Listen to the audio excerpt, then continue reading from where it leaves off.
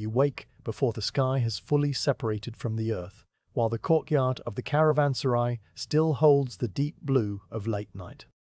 The sleeping mat beneath you is thin and woven from reeds that have been pressed flat by many nights of use. It gives a faint, grassy smell when you shift your weight. For a moment you remain still, feeling the cool air on your face and listening to the sound of your own breathing, which is slow and even from rest. Somewhere in the darkness a camel groans, a low rumble that rises from its chest and falls away again, answered a few seconds later by another on the far side of the enclosure. These sounds are as familiar to you as the shape of your own hands, and they drift into your awareness without demanding any response. After a short while, you sit up, folding your blanket carefully, because you will need it again tonight, in another caravanserai or under the open sky. The woven wool is rough but warm, and you smooth it flat before rolling it into a tight cylinder that you tie with 2 leather cords. Around you the other guards and travelers are also beginning to stir, and the sound of cloth rustling mixes with the soft murmur of voices greeting the day. Nobody speaks loudly. The walls of the caravanserai are tall and made of packed mud, and they hold sound in a close, gentle way that makes even a whisper carry across the courtyard. The air smells of dust and old hay and the faint tang of smoke from last night's cooking fires, which had been reduced to pale ash in their stone rings. You stand up slowly, feeling the ground through the soles of your sandals, which are simple straps of leather wound around your feet. The stones of the courtyard are cool and smooth from centuries of footsteps, and they feel almost damp under your toes, even though no rain has fallen in weeks. You walk across the open space toward the water trough, where a clay jar sits in the shade of a wooden awning. The water inside is cool and carries a slight taste of the mineral springs that feed the caravanserai well. You dip your hands in and splash your face once, twice, then a third time, letting the water run down your neck and into the collar of your tunic. The sensation clears the last traces of sleep from your eyes, and when you look up you see the first pale hint of light touching the top of the eastern wall. The camels are already being loaded by the drovers, men who have worked with these animals since boyhood and whose movements are as unhurried as the turning of the seasons.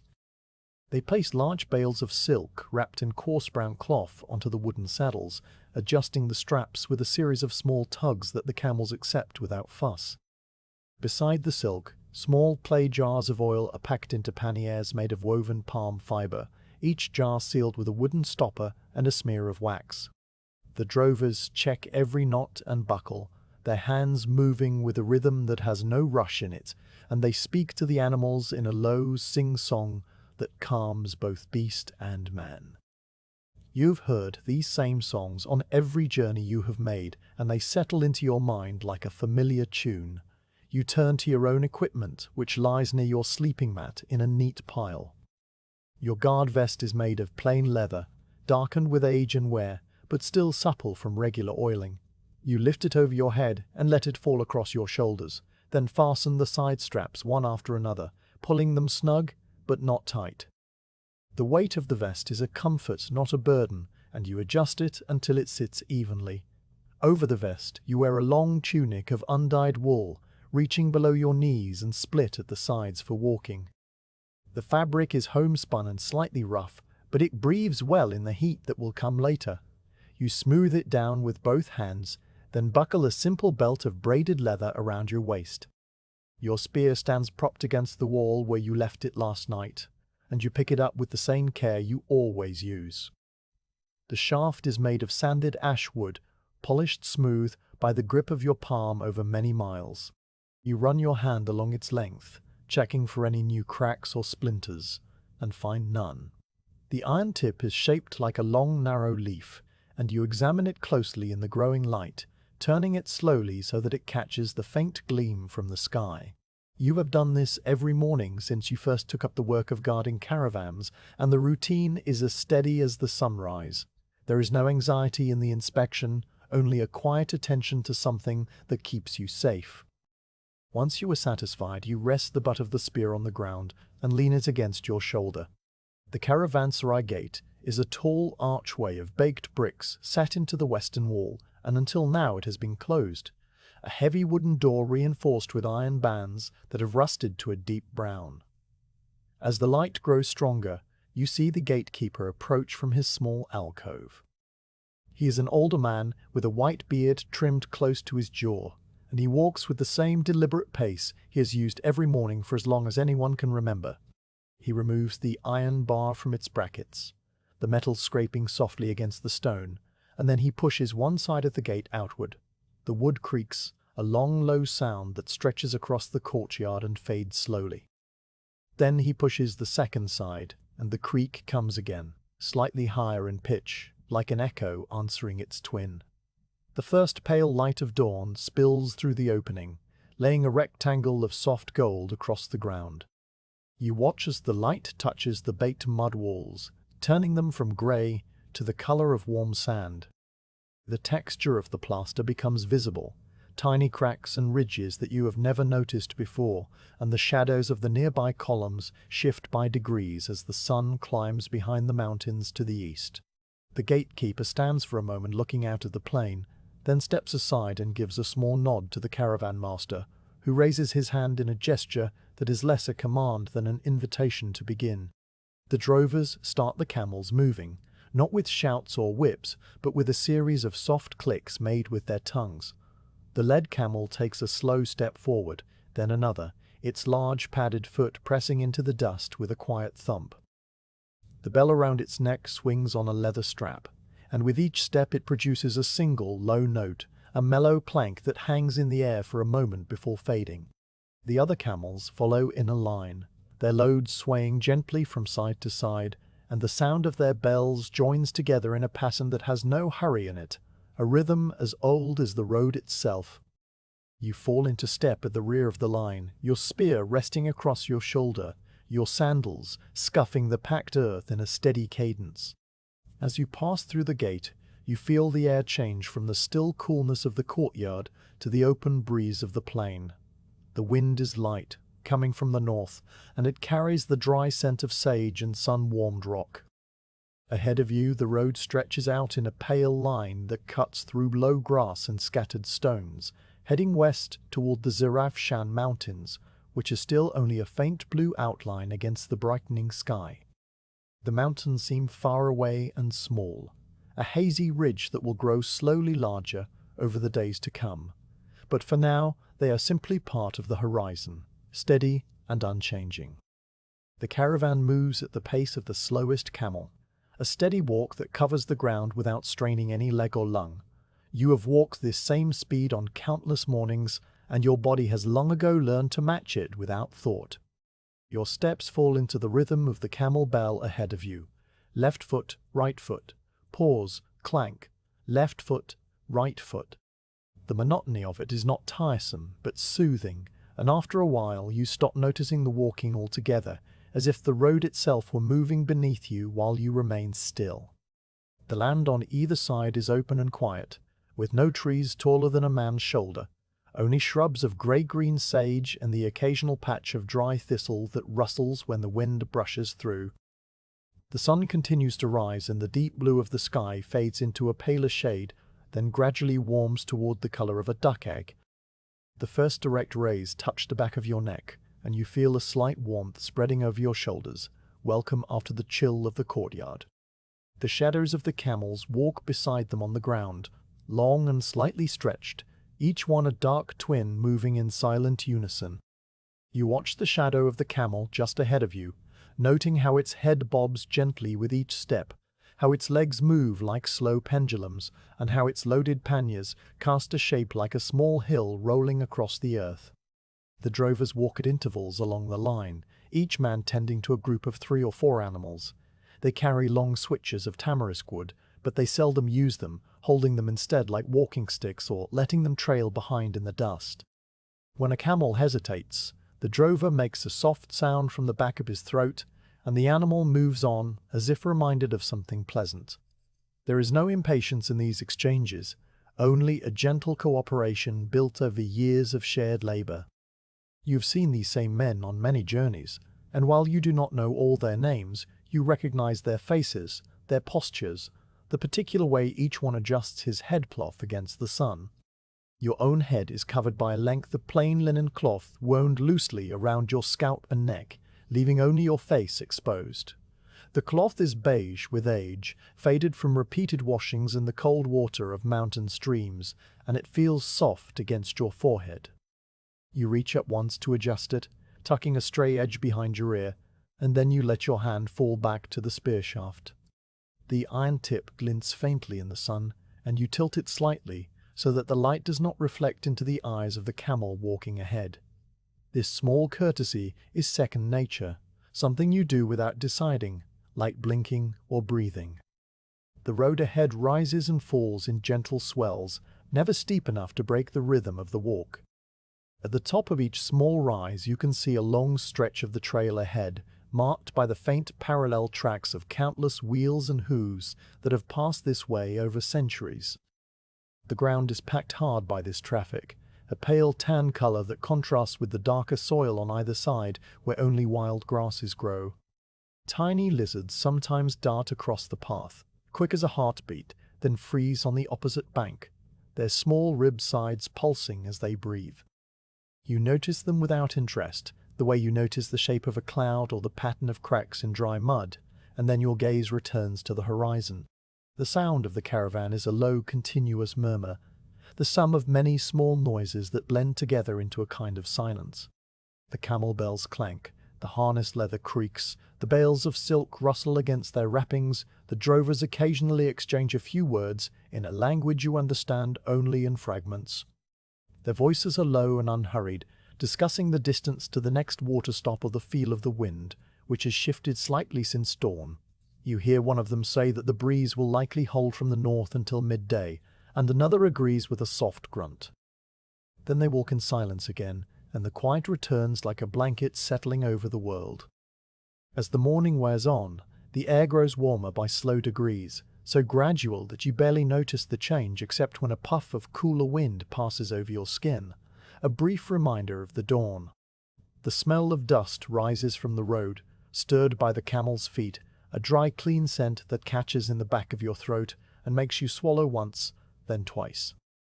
You take a small water skin from your belt and drink, the water tasting slightly of the leather and of the well at the caravanserai. It is cool but not cold, and you take only 2 mouthfuls before stopping the skin and replacing it, knowing from experience how to ration through the day. The Zirivshan mountains ahead have become slightly more distinct now, their blue-grey slopes resolving into patches of darker rock and lighter scree. They still seem very far away, a full day's walk at least before you reach their foothills, but the sight of them does not fill you with impatience. You have learned that distance on the road is not something to be conquered, but something to be accepted, a fact like the sun and the wind and the weight of your own bones. The mountains will come closer in their own time, and until then there is only the walking, the breathing, the bell of the lead camel marking the steady count of the hours. You shift your spear from your right shoulder to your left, a small adjustment that you make every few hundred paces out of habit. The leather-wrapped grip is warm from your hand, and when you place your left palm around it, the wood feels the same as it did on the right, a familiar texture under your fingers. Your arm does not tire, the spear is not heavy, and you have carried it for so many days that it has become like an extra limb, something that belongs to you without thought. You could walk all day in this manner, and you often do, from the first light until the sun touches the western rim of the earth. The land on either side has opened up now into a wide plain dotted with low bushes that are so evenly spaced they look almost planted by some careful hand. The grass is short and dry, more yellow than green, and it bends under the wind in waves that travel from north to south like ripples on a pond. The sky above is enormous, a vast pale dome that seems to press down on the edges of the world, and the only objects that break its smoothness are a few high cirrus clouds, thin as brushed wool, that drift so slowly they appear stationary. You watch one of these clouds for a while, tracking its shape as it imperceptibly shifts from a long streak to a soft feather, and when you look down again, the cloud has vanished from your mind. The caravan continues its slow march, and you continue your slow walk at the rear, your eyes moving from the camel ahead to the horizon and back again. There is no need for vigilance against bandits or wild animals here. This part of the road is well traveled and close to the caravanserai, and the only creatures you see are a small group of gazelles far to the south, barely more than moving specks against the pale grass. They raise their heads once, as if sensing your passage, and then go back to grazing without alarm.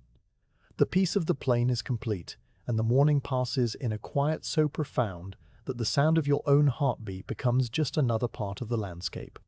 You notice that the shadow of your spear has shortened as the sun climbs higher, and you know without looking that it is approaching the midpoint of the morning. The quality of light has changed too, losing the golden softness of dawn and becoming a clear white that sharpens every edge and outline. The dust you kick up with each step hangs in the air a moment longer now, catching the light and sparkling faintly, before settling back to the road. The smell of the plain has shifted, the cool dampness of the night replaced by the warm scent of sun-baked earth and the faint resinous tang of the sage bushes crushed under the camel's feet. It is a smell you have known since your youth, as familiar as the taste of water or the feel of the spear in your hand, and it fills your lungs with a quiet satisfaction. One of the camels ahead snorts, a wet, fluttering sound that breaks the rhythm of the bells for a single beat before the clanking resumes. The drover nearest to it pats its flank without breaking stride, and the animal settles back into its pace. You watch the dust on its hide, a fine pale coating that clings to the brown hair and makes the animal look older than it is. In a few hours, when you stop at midday, the drovers will brush the dust away with handfuls of dry grass, a small act of care that they perform at every halt. For now the dust remains, a thin layer that marks the progress of the journey, just as the dust on your own sandals marks yours. Your mind drifts as you walk, not to any particular thought, but to a state of quiet emptiness that is like a waking sleep. You are aware of the road and the camels in the sky, but they pass through your consciousness without leaving a mark, like wind through an open window. This is the true rest of the caravan guard, the stillness that comes not from stopping, but from moving so steadily that motion becomes a form of rest. Your feet find their own way along the track, guided by a memory in the muscles that does not require attention, and you let them carry you forward while your eyes rest on the distant mountains that still have not changed their shape. The caravan master rides on a small brown donkey near the front of the line, and you can see the shape of his back and his round felt hat bobbing slightly with the animal's gait. He does not look back often, trusting the drovers and the guards to keep the caravan together, and when he does turn, it is only to count the camels with a slow sweep of his eyes before facing forward again. His trust is a kind of quiet authority that requires no words, and it settles over the caravan like a shared understanding. You trust him as he trusts you, and that mutual confidence is woven into the journey as tightly as the straps that hold the silk bales in place. The morning stretches on, a long blank page filled with the same gentle details, the clank of the bell, the creak of leather, the scuff of sandals on packed earth, the slow shift of shadows on the ground. The plain has not changed since you passed through the gate, and it will not change until you reach the first water stop many hours from now. The monotony is not tedious, but peaceful, a slow river of time that carries you along without effort. You feel your breathing settle into a deeper rhythm, matching the pace of the caravan, and your eyelids grow heavy with the simple comfort of the steady walk under the pale sky. Ahead of you, the lead camel pauses for a moment, reaching down to nibble at a tuft of dry grass before the drover gently urges it on. The whole line slows and then resumes, a small hesitation that ripples backward through the caravan like a wave through water. You slow your steps without thinking, then lengthen them again as the gap opens, your body adjusting to the changed rhythm with the same ease that water finds its level. The camel bell gives a single louder clank as the animal lifts its head, then returns to its steady beat. The interruption is so brief that you almost fail to notice it, a tiny knot in the smooth flow of the morning.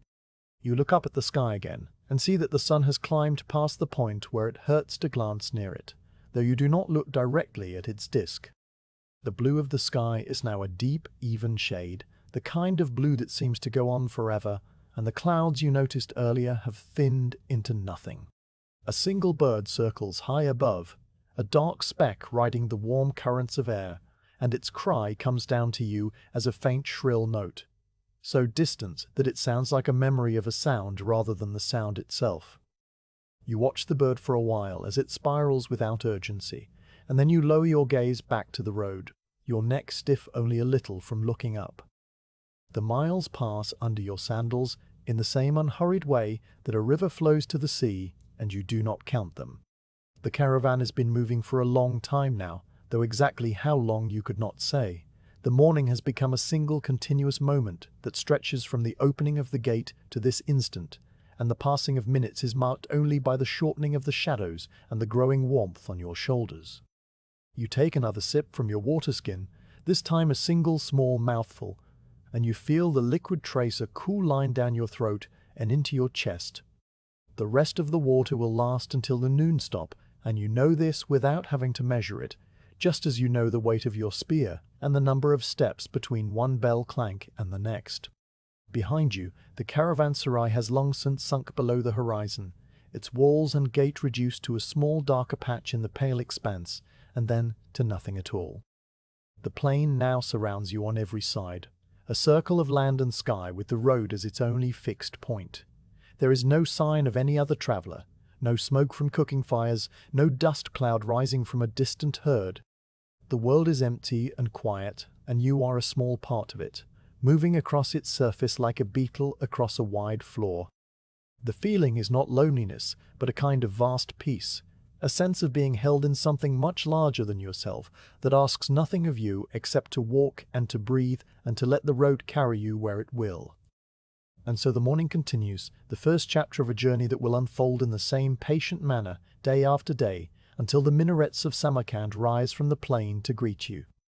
But that is still many sunrises away, and for now there is only the dust, the bell, the spear in your hand, and the slow, steady movement of the caravan toward the distant blue mountains that wait ahead, without expectation. The plain behind you gradually gives way to a gentler kind of country, where the flat expanse begins to fold into low hills that rise and fall like the breathing of the earth. The road, no longer a straight line drawn across an open floor, now winds between these hills in slow curves that seem to follow the natural contours of the land. It remains the same pale, packed earth as before, a ribbon of beaten dust that has been trodden by countless feet and hooves over centuries, but here it narrows slightly as the slopes press in on either side, and the camels must walk in single file with less space between them. You adjust your pace to the new width, dropping back a half step to keep a comfortable distance from the animal ahead, whose tail switches occasionally at flies that are not yet numerous, but will be later in the afternoon. The hills themselves are shaped like the backs of sleeping animals, their sides smoothed by wind and sparse rain into long gentle slopes that rise no higher than a man could walk in a short morning. Their color is a muted brown gold, the shade of old parchment left in the sun, and they are covered with short dry grass that never grows tall enough to hide the shape of the ground beneath. This grass is more yellow than green, a pale straw color that rustles constantly in the breeze, and it is studded with grey-green shrubs whose leaves are small and leathery, built to hold water through the long dry months. The shrubs do not grow thickly, but appear in scattered clumps, each one a slightly different shape, some rounded like cushions and others spreading outward with thin woody branches that tangle together. They make a soft scratchy sound when the wind pushes through them, a sound that never rises above a whisper and yet never quite fades into silence. As the sun climbs higher, the shadows that pooled in the hollows of the hills begin to shrink, pulling back toward the bases of the shrubs and the small rocks that dot the slopes. The light grows stronger and more white, losing the golden tint of early morning and becoming a steady glare that makes you squint slightly even under the shade of your headcloth. The heat begins to gather on the road ahead, and after a while you notice the air above the packed earth starting to ripple, a lazy shimmer that lifts off the ground in waves too slow to measure. This heat haze makes the distant hills seem to quiver slightly, as if they were painted on thin silk hung in a faint draught, and it softens the edges of the mountains that still lie ahead, blending their blue-grey slopes into the pale sky, so that it is hard to tell exactly where the rock ends and the air begins. The led camel's bell continues its steady rhythm, the same soft clank that has been marking time since you passed through the caravanserai gate. You watch the small iron bell swing from its leather strap, noting how the motion is almost circular, a gentle orbit that completes itself with each step the animal takes. The sound it makes is not sharp, but round and dull, a note that hangs for a moment and then is replaced by the next, so that there is never a true silence between beats, only a continuous thread of sound running through the morning. Sometimes a second bell from further back in the line will sound a fraction later, creating a soft echo that overlaps like two ripples meeting on still water, and then they separate again as the camels find their own rhythms. The drovers are more spread out now, the narrow path requiring them to walk at longer intervals, and their low voices carry forward on the breeze in fragments. You hear one man mention the next water stop, saying that the well should be reached by midday if the animals keep their current pace, and another replies that the wind has shifted slightly toward the south, which might bring a little more coolness from the mountains before noon. Their words are spoken without urgency, as casual as remarks about the weather, and after they have spoken they fall back into the same companionable silence that fills most of the journey. You have heard similar exchanges on every caravan you have guarded, and they settle into your awareness like the notes of a familiar song, recognized but not dwelt upon. Your spear has been resting across your left shoulder for some time now, and you feel the warmth of the wood where it presses against your tunic. The ash shaft has absorbed the morning heat and now feels almost alive, a smooth and pleasant weight that you could carry for hours more without tiring. You switch it to your right shoulder, using both hands in a practiced motion that does not break your stride, and then you let your left arm swing free for a while, feeling the air move past your fingers. The leather vest beneath your tunic creaks softly with the movement, a sound so familiar that you no longer notice it unless your attention happens to light on it, and then it fades again into the background noise of the caravan. The valley through which you now travel is not deep or dramatic, but shallow and broad, a wide fold in the land that channels the road toward the mountains. The hills on either side are far enough apart that you can see the sky for a full sweep from north to south, and the sun is now high enough that your shadow has shortened to a small dark patch directly beneath your feet. The camels' shadows do the same, each one a compact dark shape that moves in perfect time with the animal above it, and you watch them without meaning to, your eyes tracking the small rhythms of legs and necks and swaying loads. The bales of silk still ride securely in their panniers, their brown wrappings pale with dust, and the clay jars of oil clink together very softly when the camels step over a rough patch of ground, a sound like tiny bells made of earth. The road continues to curve between the hills, sometimes turning so gradually that you do not notice the change of direction until you look up and find the sun in a slightly different part of the sky. At other times the curve is sharper, bending around a larger hill whose side has been cut into a shallow slope by ancient water, and then the line of camels ahead of you will disappear for a moment before reappearing as you round the bend. You see the caravan stretched out before you like a slow brown river, each camel a moving hump, each drover a small upright figure with a long stick, and you in the rear with your spear, a thin vertical line against the pale grass. The scene is so unchanging that it could be a painting, except for the slow forward creep that you only notice when you compare it to a fixed rock or a shrub that gradually falls behind. The mountains ahead have grown slightly sharper now, though they are still many hours distant. What was a blue smear at dawn has begun to separate into distinct shapes, a higher peak here, a lower saddle there, a long ridge that slants downward from left to right. Their color is a cool blue-gray, darker in the crevices where shadow still clings despite the height of the sun, and paler on the exposed faces that catch the full glare of the light. You can now see a faint texture on their slopes, the suggestion of rocky outcrops and scree fields that will become clear when you draw closer tomorrow or the day after. For now they remain a background presence, a fixed point that anchors the horizon and gives the road its purpose. And you glance at them from time to time without any sense of hurry or impatience, simply noting the small changes that another hour of walking has made. The heat continues to build, not sharply but steadily, like a tide that rises inch by inch until the whole world is submerged in it. You feel it first on the top of your head, where the linen cloth absorbs the sun and grows warm against your scalp. Then it spreads to your shoulders and your back, a comfortable warmth at first that slowly turns into a deeper heat, though not yet uncomfortable. You reach for your water skin and take a small sip, letting the water rest in your mouth for a moment before swallowing. The taste is faintly of leather and the mineral tang of the well, and it is still cool enough to be pleasant. You replace the stopper carefully, twisting it until it is snug, and then you let the skin hang against your hip where it will stay in the shade of your tunic. The wind has indeed shifted, just as the drover predicted, and it now comes from the southeast, blowing from the mountains toward the plain. It carries a faint coolness that has not yet been warmed by the lowlands, and when it brushes your face it feels like a clean cloth passed over your skin. The breeze is light and intermittent, sometimes dying away completely for long minutes, so that the air grows still and heavy, then returning in a soft puff that stirs the grass and rattles the dry seed heads of the shrubs.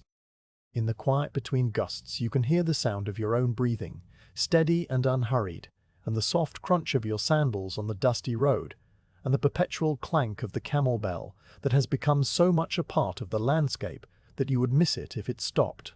You notice that the grass on the hillsides has begun to change, not in color, but in type. The short yellow grass is giving way to tufts of a coarser variety, darker at the base and tipped with feathery seed plumes that catch the light. These plumes are a pale silver grey, and when the wind blows they all bend in the same direction, creating a rippling sheen that travels across the hillside like a slow wave. The grey-green shrubs are also different here, taller and more widely spaced, with twisted trunks that look like old wood and small leaves that give off a faintly spicy scent when crushed. No one has crushed them recently, but the smell lingers from some past passage, and you breathe it in without remark, adding it to the catalogue of smells that make up the journey: dust, leather, warm camel hair, dry grass, and now this faint spice. The road surface changes too as you move deeper into the valley. The packed earth gives way in places to small stones, rounded and smooth, that have washed down from the hills during the rare rains. They shift under your sandals with a dry clattering sound, and you adjust your steps slightly to avoid turning an ankle. The camels take the stony patches in their usual slow manner, placing each large foot with care, and their bells clank a little louder when the ground is uneven. After a while the stones thin out again, replaced by the familiar hard-packed dust, and the road resumes its smoothness, as though the stony stretch had been only a brief interruption in an otherwise uniform surface. The caravan master on his donkey has moved back along the line, and now rides near the middle, where he can see both the front and the rear of the caravan. He does not speak, but his presence is a reassurance, a quiet center that holds the group together. He wears a round felt hat pulled low over his brow, and his beard is streaked with grey. You have seen him make this same round countless times, riding slowly up and down the caravan, checking that all is in order, and then returning to the front to lead the way again. His movements are as predictable as the sun, and you take the same comfort from them. The hours pass in this manner, without event and without change, the road unwinding itself slowly through the low hills. The heat reaches its peak for the morning, a steady weight that presses down from above and reflects up from the ground, wrapping you in warmth on all sides. You feel a bead of sweat form at your temple and roll slowly down the side of your face, tracing a path that tickles slightly, and you wipe it away with the back of your hand. The linen cloth at your neck is damp now, and you loosen it a little so that the air can reach your skin. The relief is small, but welcome, and you leave the cloth loose as you continue walking. The mountains are definitely closer now, their foothills beginning to show distinct features: a long slope of loose rock that glints with flecks of mica, a dark patch of low juniper trees that cling to a sheltered gully, a cliff face of pale stone that catches the sun and glows a soft cream color. You can see that the road ahead will soon begin to climb, rising out of the shallow valley and into the first true slopes of the range. The change is still some hours away, but you note it without excitement, storing the information alongside the other small facts of the journey: the feel of the breeze, the taste of the water, the sound of the bell. The drovers ahead have fallen completely silent now, each man walking in his own quiet, and the only communication is the occasional soft click of a tongue when a camel drifts too far to the side of the trail. The animals themselves seem to be half asleep, their long-lashed eyes blinking slowly as they walk, their heads bobbing in time with their steps. You watch the nearest camel's ears, which swivel forward and back with a life of their own, tracking sounds that you cannot hear, and then settle into a relaxed droop. The animal is perfectly content, and its contentment spreads outward like warmth from a fire, touching everyone who walks beside it.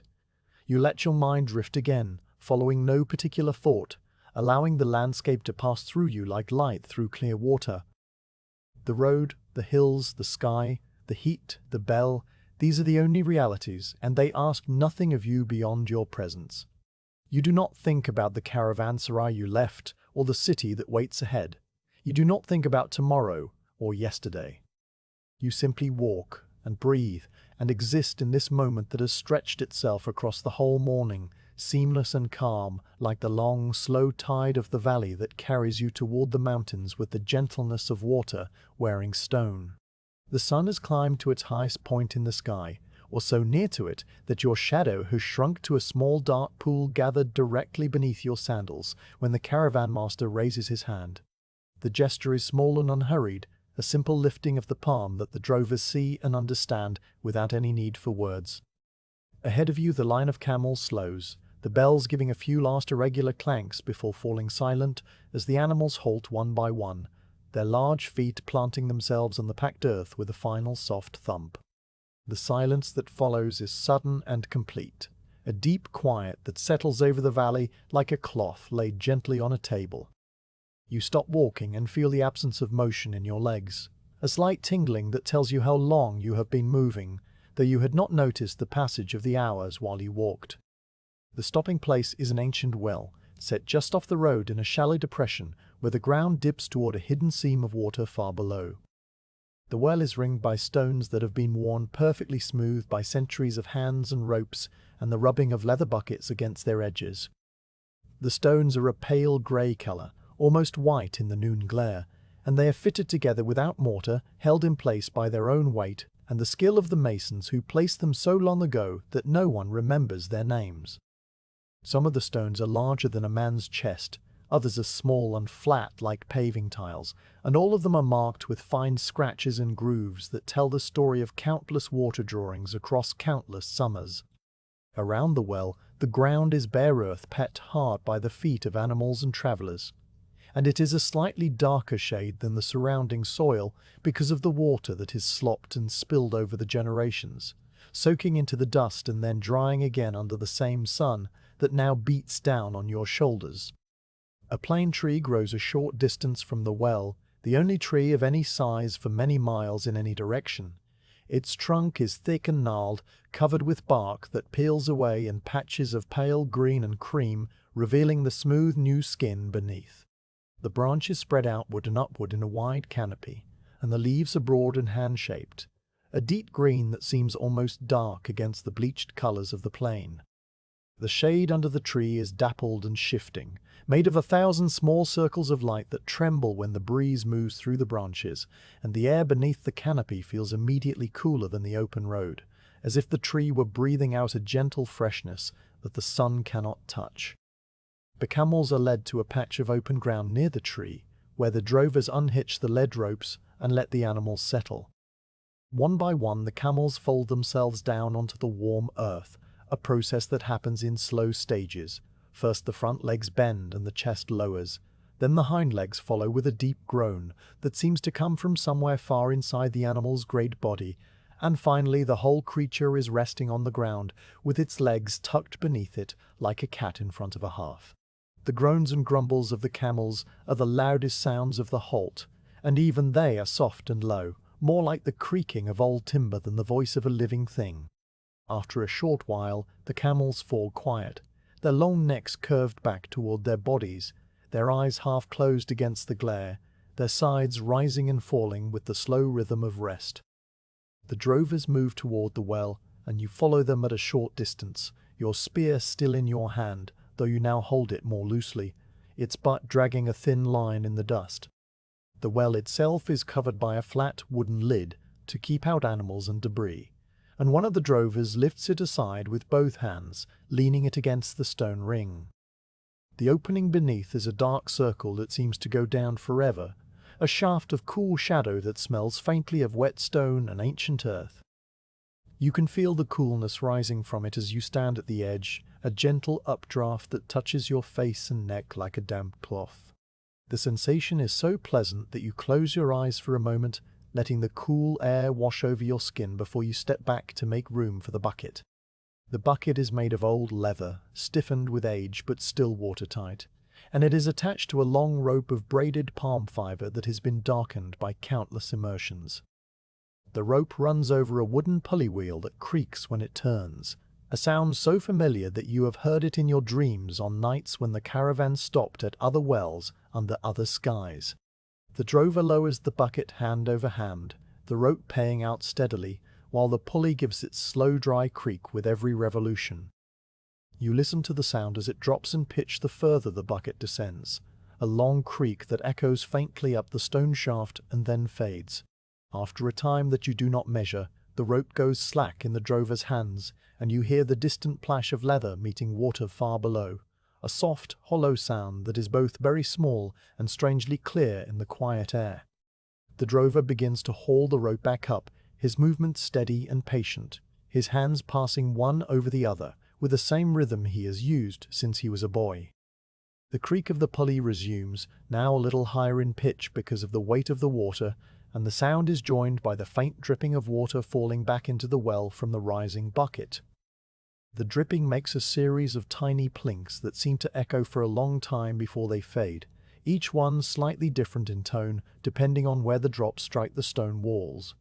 You stand and listen to this small music, your mind empty of thought, your body still adjusting to the absence of walking. The heat of the sun is a heavy blanket on your back, but the cool air from the well continues to rise and mix with it, so that you feel both warm and cool at the same time, a balance that is deeply restful. When the bucket reaches the top, the drover swings it over to the stone rim and tilts it carefully, pouring the water into a large clay jar that stands ready. The water is clear and dark, and it makes a glugging sound as it leaves the leather bucket, a sound that seems to speak directly to some old part of your mind that remembers thirst long before it remembers words. The clay jar fills slowly, and when it is full, another drover lifts it onto his shoulder and carries it to the water troughs where the camels will drink. This process is repeated several times, the bucket descending with its creak, the distant plash, the slow haul upward, the pouring, the carrying. Each cycle is exactly like the one before, and together they create a rhythm that is as soothing as the camel bells, a slow circular ritual that has been performed at this well for as long as the road has existed. You take your turn at the well when the camels have been watered and the troughs are full. One of the drovers hands you a smaller clay cup dipped directly from the fresh bucket, and you raise it to your lips with both hands. The water is cold, far colder than the air above ground, and it tastes of the deep earth, a clean mineral flavor that has no sweetness but is satisfying in a way that goes beyond taste. You drink slowly, letting each mouthful rest in your mouth before you swallow, feeling the coolness travel down your throat and spread through your chest. When you have had enough, you pour the last few drops from the cup onto your hands and rub them over your face and the back of your neck, the water mixing with the dust and the sweat to leave a clean, cool film on your skin. The sensation is so refreshing that you take a deep breath and let it out slowly, feeling your shoulders drop and your jaw unclench in ways you had not noticed were tight. The shade under the plane tree is now fully occupied by the travelers, and you find a place near the trunk where a large root curves out of the ground and makes a natural seat. You lean your spear against a low branch and sit down, your back against the smooth bark, your legs stretched out before you. The ground here is cooler than the open earth, and you can feel the difference through the thin leather of your sandals. The drovers have already settled themselves in a loose circle, and they are sharing out the midday meal from cloth bundles they carry in their shoulder bags. The food is simple and does not vary from day to day, which is part of its comfort.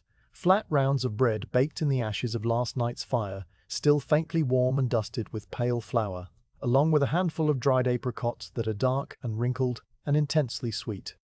One of the men passes you a piece of bread and a small scoop of apricots, and you take them with a nod of thanks that is barely more than a dip of the chin, a gesture so small it is almost not a gesture at all.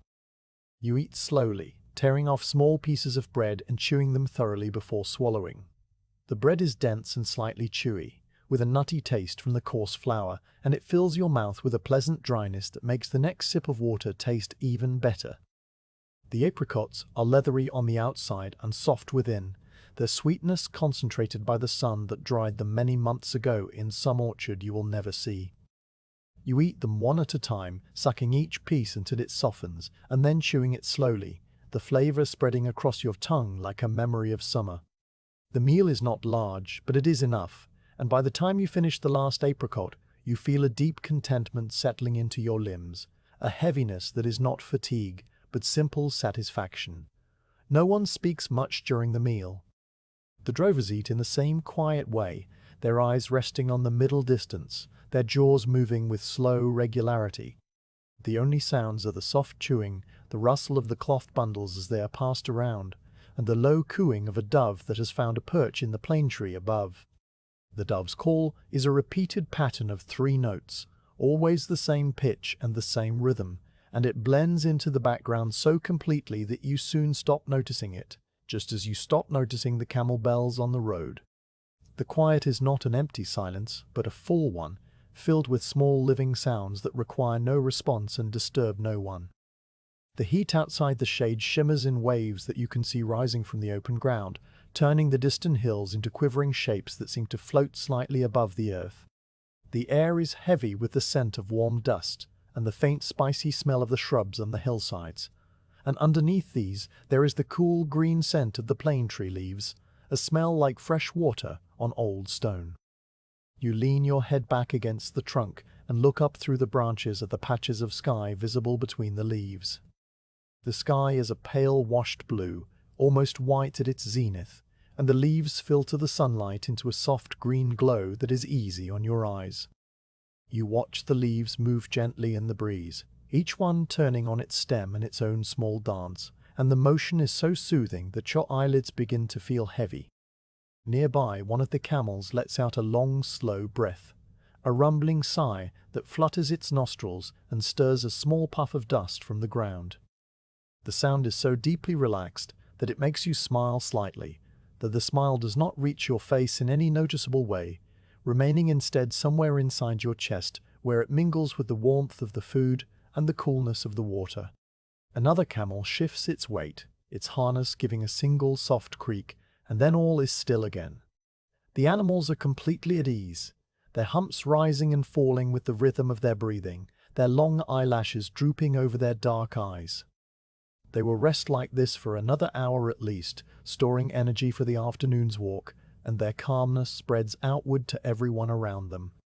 You close your eyes, not to sleep, but to rest them from the glare, and the darkness behind your lids is a warm reddish-brown that pulses faintly with the beat of your heart. You listen to the sounds of the halt, the dove still cooing its 3-note song, the leaves rustling with a soft dry whisper, the distant creak of the well pulley as one of the drovers draws a last bucket of water for the journey ahead.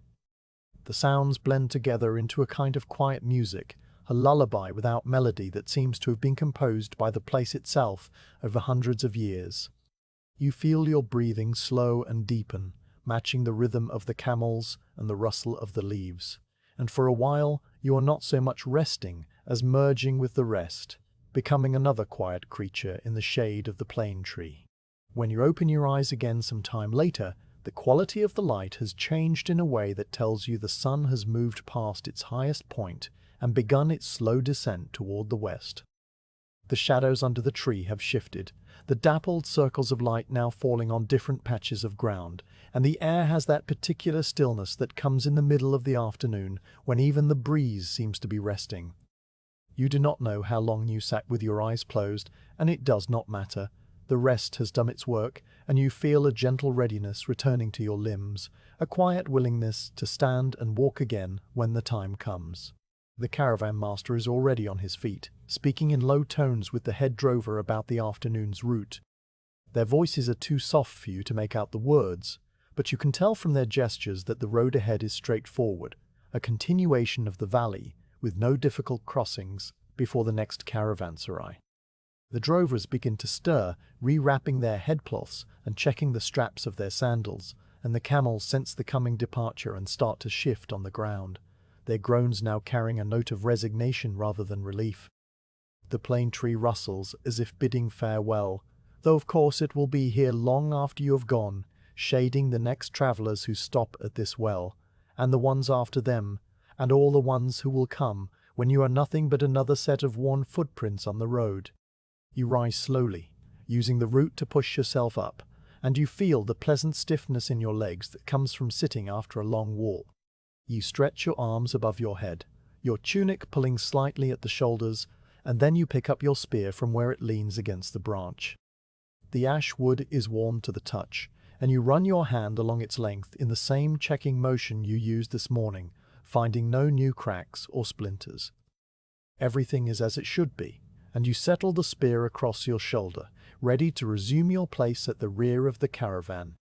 The halt has been a small island of stillness in the long river of the journey, and you carry its peace with you as you step out from the shade into the full white light of the afternoon road.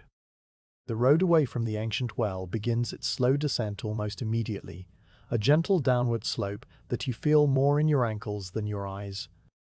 The ground underfoot remains the same packed earth as before, but here it carries a slight sideways tilt, canting toward the south where the valley floor drops by degrees into a broader drainage. The camels adjust their pace without being told, leaning back slightly on the downward stretches and planting their hind feet with a little more care, their bells giving a slightly different rhythm on the slope, a clank that comes a fraction sooner on each step because the animals are braking themselves against the pull of the land. You adjust your own stride to match, leaning back a little so that your weight stays centered, and you feel the muscles in your shins begin a quiet conversation with the angle of the earth. The hills that have been your companions since the morning begin to pull apart now, their slopes receding to the north and south as the valley opens into a wider plain. The road straightens, losing its winding character, and you can once again see a long distance ahead, perhaps a full hour of walking laid out across the pale ground. The mountains are still there on the horizon, and they have grown larger in the way that mountains do when you have been walking toward them all day, though they are still far enough that their details remain soft and blue. What is new on the horizon is a thin dark line that crosses the plain from east to west, a line that you recognize after a moment as a ribbon of trees marking the course of a river. The sight of it registers in your mind without excitement, a simple fact to note, like the position of the sun or the direction of the wind, but it does mean that you will soon hear water, and that thought is quietly pleasant. The heat of the afternoon is different from the heat of the morning.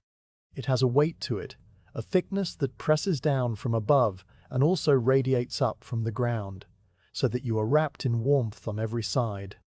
The air is still now, the breeze having died away completely during the midday halt, and the only movement is the shimmer of heat haze over the distant plain. You feel the sweat gathering along your hairline, and at the small of your back, a slow dampness that the dry air wicks away almost as fast as it forms. Your water skin still holds enough for the remainder of the walk, and you take a small sip, the water now only faintly cool but still pleasant on your throat. The taste reminds you of the well, and the well reminds you of the shade, and then the thought passes, and you are simply walking again. The thin dark line of trees grows slowly more distinct as you approach, resolving from a single black stroke into individual shapes, the round crowns of willows, the taller spires of poplars, and the dense slow thickets of tamarisk that crowd the water's edge. Beneath the trees you begin to see the glint of water, a pale flash of reflected sky that moves and shifts as you change your angle of approach. The river is not wide, perhaps no more than 20 paces across, but in this dry country any running water is a significant thing, and the green corridor it creates stands out against the brown plain like a vein of life. The smell of the air begins to change too, the dry dust of the road giving way to a cooler, damper scent that carries hints of wet earth and green leaves, and the particular clean smell of moving water over stone. As you draw closer, you see that the road leads to a bridge, a small stone structure that arches over the river in a single low span. The bridge is old, far older than anyone in the caravan can name, and it has the settled look of something that has been part of the landscape for so long that it might have grown there rather than been built. The stones are a pale yellowish grey, the same colour as the hills, but smoother, cut and fitted by masons whose names have been dust for centuries. Moss grows in the cracks between the stones, a dark green velvet that traces the line to the masonry like fine embroidery, and small ferns sprout from the crevices where wind-blown seeds have found a pocket of soil. The arch of the bridge is not high, just enough to let the river pass beneath without touching the keystones in even the wettest season, and its surface is worn into shallow depressions where countless feet and hooves have crossed over the years. The river itself is a modest stream of brownish water that runs over a bed of rounded pebbles and larger stones, some of them dark and smooth, others pale and flecked with mica that catches the sun. The water is not deep, perhaps only knee-high in the middle, and it moves with a steady murmur that fills the air around the bridge with a constant, soft sound. The murmur is not a roar or a rush, but a quiet, continuous hush, like the voice of someone speaking very softly in another room, and underneath it you can hear the individual notes of water trickling between stones and the occasional small splash where a fish rises or a leaf drops from the willows. The sound is the first flowing water you have heard in many days, and it seeps into your awareness like rain into dry ground. The caravan halts at the near bank while the drovers confer with the caravan master about the crossing. The bridge is narrow, no wider than 2 camels side by side with very little room to spare, and the stone surface, though solid, is old enough to warrant a cautious approach. The head drover walks out onto the bridge alone, his sandals making a soft scraping sound on the worn stone, and he inspects the parapets in the arch with the careful eye of a man who has crossed this bridge many times and knows its every crack and settling. He walks to the far side, pauses, then walks back, and his expression when he returns is as calm as when he left. He tells the caravan master that the bridge is as it was last season, and the season before that, and the season before that, and the season before that. The caravan master nods, and the crossing begins. The lead camel is unclipped from the line and walked forward alone, its drover holding the halter close and speaking to it in the same low sing-song that has accompanied the whole journey. The animal places one large foot on the first stone of the bridge, then pauses as if considering the surface. The pause is long enough that you count 3 of your own heartbeats, and then the camel moves forward again, stepping fully onto the bridge with a slow, deliberate gait. Its bell clanks once, a soft echo that bounces off the stone parapets and comes back slightly changed, and then the sound of its footsteps replaces the bell, a quiet scuff of leathery pads on ancient stone. The camel crosses the bridge in perhaps 30 paces, and when it reaches the far bank, it is led aside to wait in the shade of a large willow. The crossing has taken a long time, and there are many camels still to go. You watch the process from your position at the rear, standing with your spear butt planted in the soft earth of the riverbank. The second camel is already being led forward, and the first is now grazing on the far side, its head down among the grass that grows thick and green near the water. The repetition of the crossings creates a slow rhythm that is different from the rhythm of walking, but equally soothing. The soft words of the drover, the scuff of the first step onto stone, the pause, the slow procession across the arch, the fading of the footsteps, the quiet on the near bank while the drover returns alone, the start of the next crossing. Between each crossing there is a space of silence filled only by the murmur of the river and the rustle of the willow leaves, and these spaces stretch out like long breaths taken between one task and the next. As you wait, you let your gaze wander over the river and its banks. The water is so clear near the edge that you can see the pebbles on the bottom, each one a distinct shape and color, some white and some black, and some are mottled reddish-brown. Tiny fish, no longer than your finger, dart between the stones, their shadows more visible than their bodies. A dragonfly with wings of iridescent blue hovers over the water for a moment, then zips away so fast that your eye cannot follow it. The willows on the bank trail their long, thin branches in the current, and the leaves flutter constantly, making a soft papery sound that blends with the murmur of the river. On the far bank, beyond the willow where the first camel waits, the ground rises gently into more of the same pale grass and low shrubs, and the road continues its straight course toward the mountains, visible as a faint tan line cutting through the green of the riverside vegetation before it returns to the open plain.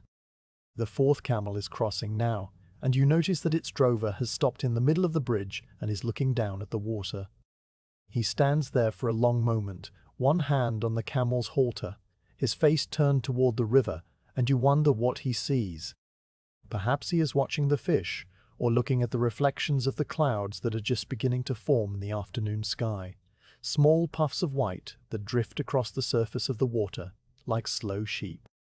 Or perhaps he is simply resting, taking a moment of stillness in the middle of the crossing, because the bridge offers a pause that the road does not. Whatever the reason, he soon moves on, and the camel resumes its careful walk, and the moment passes into the general quiet of the afternoon. The sun has moved further down the western sky now, and the light has begun to change color again, losing the harsh white of midday and taking on the first hints of gold that will deepen as evening approaches. The shadows of the willows stretch across the river, long dark shapes that ripple with the movement of the water, and the stones of the bridge glow with a warm honey tone that makes them look even older and more settled. The Everest to Savorm, but the coldness of the water gives it a freshness that the open plain lacked, and you breathe deeply, filling your lungs with the cool, damp scent of the river. When your turn to cross finally comes, the line of camels ahead of you is already a row of dark shapes on the far bank, and the near bank is empty, except for you and one drover who has waited to walk you across. The two of you step onto the bridge together, and you feel the warmth of the stone through the thin soles of your sandals. The surface is not perfectly flat, but slightly uneven, worn into shallow bowls by the passage of centuries, and you adjust your footing without thinking. The stone is warm from the sun but not hot, a pleasant temperature that feels like something alive beneath your feet. You walk slowly, not out of caution, but because the bridge seems to ask for slowness, its ancient stones deserving a measured pace. At the highest point of the arch you pause, as the drover did before you, and you lean your spear against the low parapet so that you can rest both hands on the stone. The parapet is wide enough to lean on comfortably, its top surface worn grass smooth by the hands of travelers who have done exactly what you are doing now, stopping to look at the river on their way to somewhere else. You look down at the water passing beneath the arch, and you see your own reflection on the surface, a dark shape against the brightness of the reflected sky. The reflection is not detailed enough to show your features, just the outline of your headcloth and the line of your shoulders. A simple human shape that the river carries downstream for a few moments before dissolving into ripples. The sound of the water is louder here at the center of the bridge, a steady murmur that seems to come from all directions at once. You close your eyes for a moment and simply listen, letting the sound fill your head and push out all other thoughts. The river has been flowing here for longer than the bridge has stood, and the bridge has stood for longer than any living memory can reach back, and both of them will continue long after you have passed over this arch and continued on your way to Samarkand.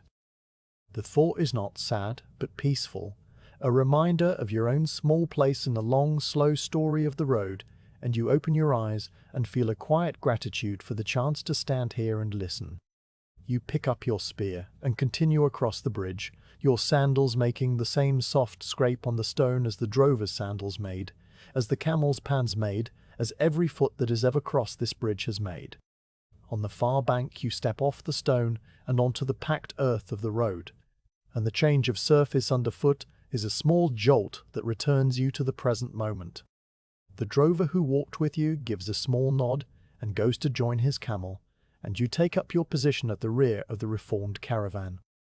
Ahead of you the line is straight again, the camels standing patiently while the last few animals are led across, their bells giving occasional soft clanks as they shift their weight.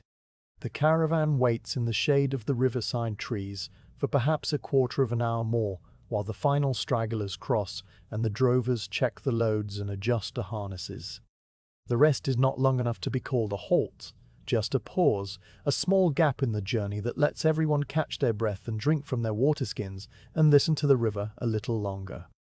You stand near the willow where the first camel grazes, and you watch the water slide past, noticing how the light has changed again, the gold deepening toward amber as the sun continues its slow descent. The mountains ahead catch this golden light on their western faces and glow warmly, their blue-grey turning to violet and rose in the places where the shadow has not yet reached. When the caravan master gives the signal, it is not a shout, but a small lifting of his hand, the same gesture he used at the well, and the drovers begin the soft clicking sounds that tell the camels it is time to move. The bells start up again, one by one, a scattered pattern of clanks that gradually settles into the familiar rhythm, and the line begins to move forward. You leave the river behind, its murmur fading slowly as you climb the gentle rise on the far bank and emerge once more onto the open plain. The green of the trees grows smaller behind you, and the sound of the water becomes fainter, until at last you can no longer hear it at all, and the world returns to the dry quiet of the steppe. But something of the river stays with you even after it has passed out of sight and sound. The coolness of the stone, the murmur of the water, the brief pause at the highest point of the arch, these things have settled into your mind like small smooth pebbles, and you carry them as you walk, taking them out from time to time in your memory as you might turn over a stone in your palm. The road ahead is straight and long, the mountains still distant, the afternoon still warm, and you walk with the same steady pace as before, your spear across your shoulder, your eyes on the horizon, your mind quiet and clear like water running over stones. After the bridge, the country opens in a way that feels like a door swinging wide onto an even larger room, though there is no door and no room, only the plain and the sky and the pale road running straight ahead as far as your eyes can follow. The river and its green fringe of trees sink behind you by slow degrees, first losing their color against the brown land, then their shape, and finally their presence altogether, until you can no longer say with certainty where the water lies except by the faint line of darker haze that lingers above the willows. The world around you now is the steppe in its purest form, a flat expanse of grass and earth and scattered stone that reaches to every horizon without interruption. A place where distance is measured not in miles, but in the slow passage of the sun across the dome of the sky. The grass on this open ground is different from the grass you walked through in the morning among the hills, shorter here and finer in texture, a carpet of pale gold that never rises above your ankle. It bends under the wind in long, continuous waves, the kind of waves that start somewhere far to the north and travel across the plain like a hand stroking the surface of a cat, each blade bending and rising again in a motion so smooth that it seems the earth itself is breathing. The wind that causes this motion is light and steady, a breeze that never rises above a whisper, never gusts or swirls, but simply blows from the mountains toward the distant lowlands in a single sustained exhalation. When it reaches you, it touches your face with a dry coolness that carries the scent of open distance, a smell that is not the smell of any particular thing, but the smell of space itself, clean and empty and ancient. The sky above the steppe is enormous in a way that makes the sky over the hills seem almost small by comparison, a vast pale bowl that arches from one edge of the world to the other without a single interruption. Its color is a faded blue, the blue of old ceramic glaze that has spent too long in the sun, and near the horizon it pales to a milky white where the heat haze blurs the boundary between air and earth. A few clouds have gathered since the river crossing, small puffs of white that drift with the same slow wind that moves the grass, but they are thin and insubstantial, mere wisps that cast no shadows on the ground. You watch one of these clouds change its shape as it drifts, stretching from a round puff into a long streak and then thinning to nothing, and the whole transformation takes so long that you look away and look back several times before it is complete. The road under your feet remains straight and true, a line of packed earth that has been beaten down by centuries of hooves and wheels and sandaled feet into a surface almost as hard as stone. It is slightly raised above the surrounding grass, a low causeway built by the accumulation of dust and the compression of soil, and it cuts across the steppe with the precision of a rule drawn on parchment. You can see ahead of you a full hour of walking, perhaps more, the road stretching out in a pale tan stripe that narrows with distance until it vanishes into the shimmer of the heat haze. There are no bends, no dips, no rises to break the straightness. The road simply goes forward, and you go forward on it, and the relationship between the two is so simple that your mind has nothing to hold on to except the walking itself. The shadows of the camels walk beside them on the ground, and now that the sun has moved past its peak and begun its long, slow slide toward the western horizon, those shadows have started to stretch. In the early afternoon, they were small, dark pools directly beneath the animals' bellies, but now they reach out to the side, long and slightly distorted, each camel casting a dark twin that glides over the grass in perfect silence. You watch these shadow camels for a while, noting how their legs move in the same slow rhythm as the real legs above them, how their necks sway with the same patient curve, how their loaded panniers create humped shapes that look like small hills rolling across the plain. The shadows are so clear and sharp-edged that they seem almost solid, and if you half close your eyes you can imagine that there are twice as many animals in the caravan, a whole second line of silent, dark camels walking beside the first. Your own shadow walks beside you too, a long thin figure with a spear over its shoulder, and you notice that it has grown noticeably longer since the river crossing, stretching out to your right, because the sun is now in the west-southwest. The head of your shadow spear points forward at a shallow angle, and the shaft of your shadow self bends slightly where it touches the uneven ground. You watch your shadow for a few dozen paces, noting how it steps over the small stones and tufts of grass without ever breaking stride, a perfect silent imitation of your every movement. Then you look up again, and the shadow continues its walk without your attention, just as you continue yours without its. The spear in your hand has been resting on your right shoulder for some time, and you feel the familiar slight ache in that shoulder that tells you it is time to switch sides. This is a habit born of long journeys, a small ritual that you perform every 1,000 paces or so without needing to count, your body telling you when the balance needs to shift. You lift the spear with both hands, the ash wood warm and smooth, and you settle it onto your left shoulder, adjusting the angle so that the iron tip points slightly upward and away from the camel ahead.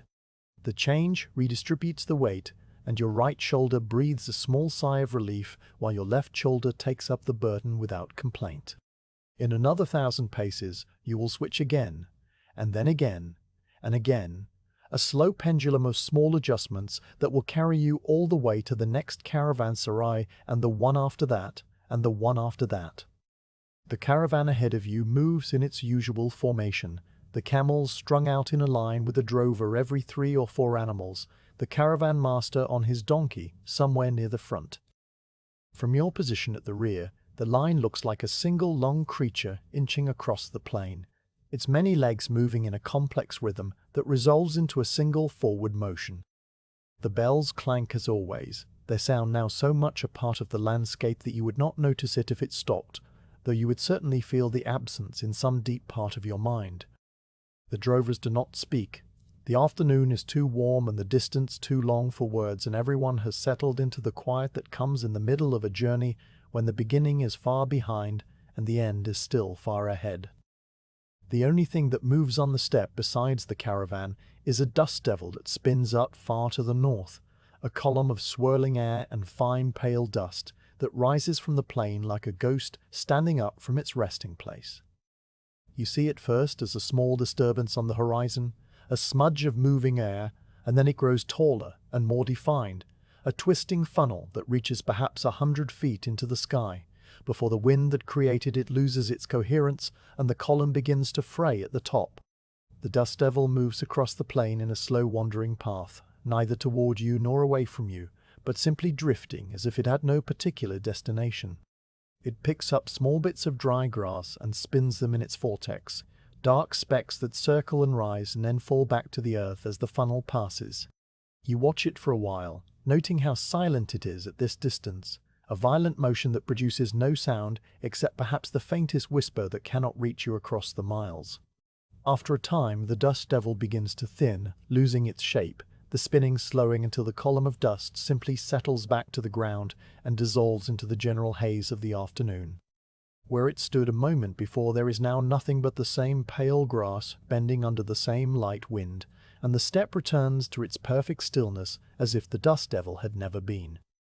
The color palette of the steppe is reduced to a few simple tones that repeat in endless variation: the pale gold of the grass, the tan of the road, the faded blue of the sky, the grey-green of the occasional shrub. There is another color here too, a color that appears in small patches scattered across the plain, and that is the purple of the thistle. The thistles grow singly or in small clusters.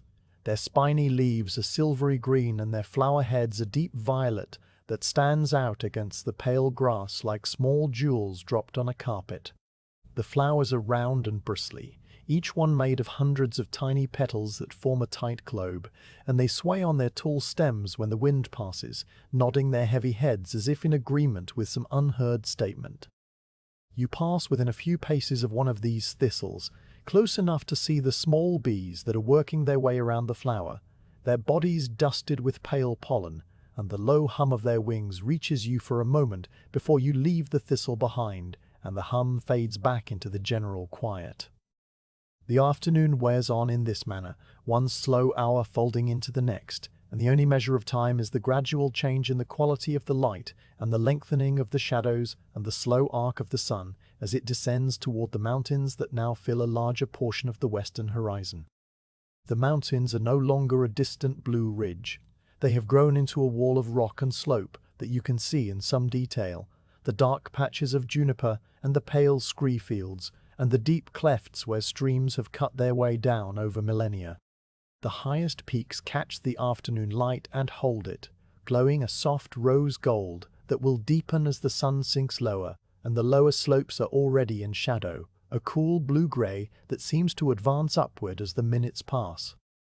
You will not reach the mountains today, but you will reach them tomorrow, and the thought settles into your mind without impatience, just another fact like the weight of the spear and the feel of the road under your sandals.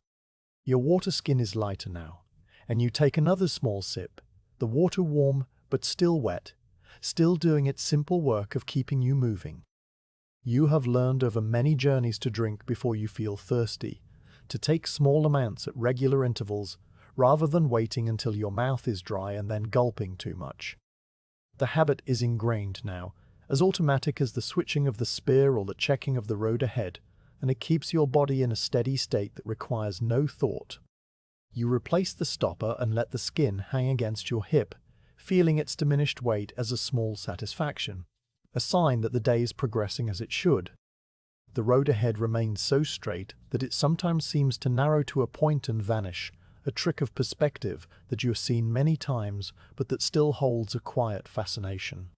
You can see the line of the caravan ahead of you, each camel a small dark shape, each drover a vertical stroke, and beyond them the road continues, empty and pale, until the heat haze swallows it. The point where the road disappears is not a fixed place, but a moving threshold that recedes as you advance, always staying the same distance ahead, so that you are forever walking toward a vanishing point that you can never reach. The metaphor is not lost on you, though you do not dwell on it. You have had many hours on many roads to consider such things, and the conclusion you have reached is simply that walking is enough, that the road is enough, that the vanishing point is not a destination, but a companion. The caravan master turns his donkey and rides back along the line, a slow progress that takes him past each drover and each camel, and when he reaches you, he pauses for a moment and raises his hand in the same small gesture he uses for everything. You raise your own hand in reply, a mirror of his gesture, and then he turns and rides back to the front. The exchange has taken perhaps 10 seconds and has conveyed nothing specific, but it has reminded you that you are part of a group, that the line of camels and drovers and the single guard at the rear are all connected by invisible threads of trust and shared purpose. The reminder is gentle and brief, and then it fades, and you are alone again with the road and the grass and the sky. The sun has now dropped low enough that its light has turned a deep gold, the kind of gold that makes everything it touches look richer and more vivid. The pale grass takes on a warm honey tone, and the dust of the road glows like powdered amber, and the flanks of the camels ahead of you shine with a reddish-brown luster that was not visible in the flat light of midday. Your own hands on the spear shaft look different too, the skin tanned to a deep brown by the sun of many journeys, the small scars and calluses picked out in sharp relief. The world is more beautiful at this hour, and you notice the beauty in a distant way, as you might notice a pleasant scent on the wind, without needing to name it or hold on to it. The shadows have stretched even further now, reaching out to the east in long dark ribbons that cross the road and extend into the grass beyond. Your shadow is now perhaps 3 times your height, a thin giant that walks beside you with a spear like a long needle, and the shadows of the camels are so elongated that they overlap and merge, creating a single continuous dark band that flows alongside the caravan like a river of shade. The light is softer too, losing the harsh glare of afternoon and becoming something gentler that you can look into without squinting. The sky in the west has begun to show the first hints of color, a pale wash of orange and rose that spreads upward from the horizon like water soaking into paper. The road ahead remains straight, but now you can see its end, or at least the end of this day's section of it. Far ahead, at the base of the first low foothills, there is a small rise, and on that rise the shape of a tower, a watchtower built of the same yellow clay as the caravanserai you left this morning. The tower is still distant, perhaps another hour of walking, but it is there, a fixed point that will grow larger with every step, and the sight of it gives a gentle shape to the remainder of the afternoon. You do not quicken your pace, because there is no need to quicken. The tower will be there when you arrive, and you will arrive when you arrive, and the space between now and then will be filled with the same walking and breathing and slow, steady being that has filled the whole day.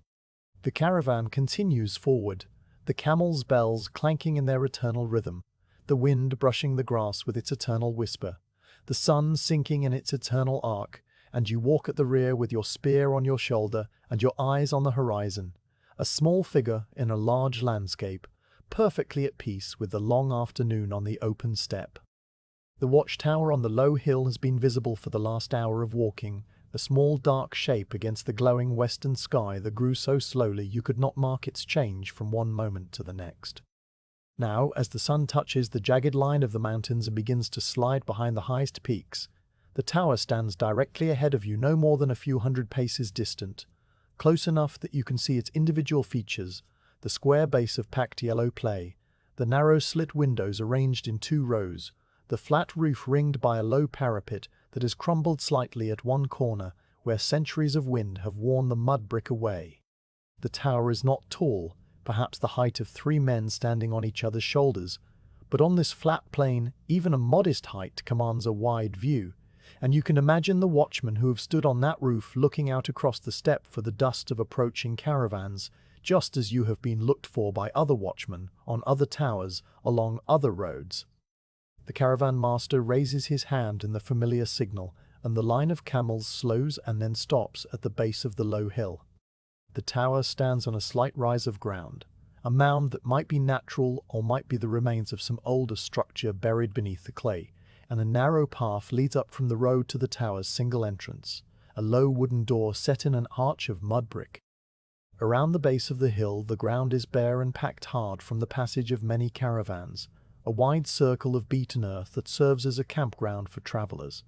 There are all fire rings made of stones gathered from the plain, their centres filled with pale ash and the blackened remnants of long-burned wood, and there are shallow depressions in the ground where camels have rested and where tents have been pitched across countless nights. The place has the feel of a room that has been used by many guests over many years, each one leaving a faint trace that the wind eventually erases. The drovers begin the evening routine, a sequence of actions that you have seen so many times that it unfolds before you, with the comfort of a familiar story. The camels are led into a loose circle near the base of the hill, and the drovers remove the lead ropes and hobble the animals by tying a short cord between each camel's front legs, just loose enough to allow small steps for grazing, but not loose enough for wandering. The animals know this routine and accept it with their usual deep patience, folding down onto the ground one by one with the same series of groans and grumbles that you heard at midday. Their bells go silent as they settle, the last few clanks fading into the quiet evening air, and the sudden absence of that constant sound makes the world feel very still, as if the whole plain were holding its breath. The caravan master dismounts from his donkey and walks toward the tower, his felt hat dark against the pale sky, and you decide to follow him up the narrow path. You leave your spear leaning against a flat rock near the camel circle, knowing that here in the shadow of the watchtower there is no need for a weapon, and you climb the path with slow steps, feeling the slight burn in your calves after the long day of walking. The path is just wide enough for one person, and its surface is worn smooth, almost slippery in places where the clay has been polished by the passage of feet. Small stones are embedded in the clay, some of them pale and rounded, others dark and sharp-edged, and they catch the last light of the sun in tiny glints that wink at you as you pass. At the top of the hill, the ground levels out into a small flat area in front of the tower door. The door is made of old wood, greyed by sun and wind, and it hangs on leather hinges that have been repaired many times with stitches of coarse twine. The caravan master pushes it open without knocking, and the two of you step into the tower's single ground floor room.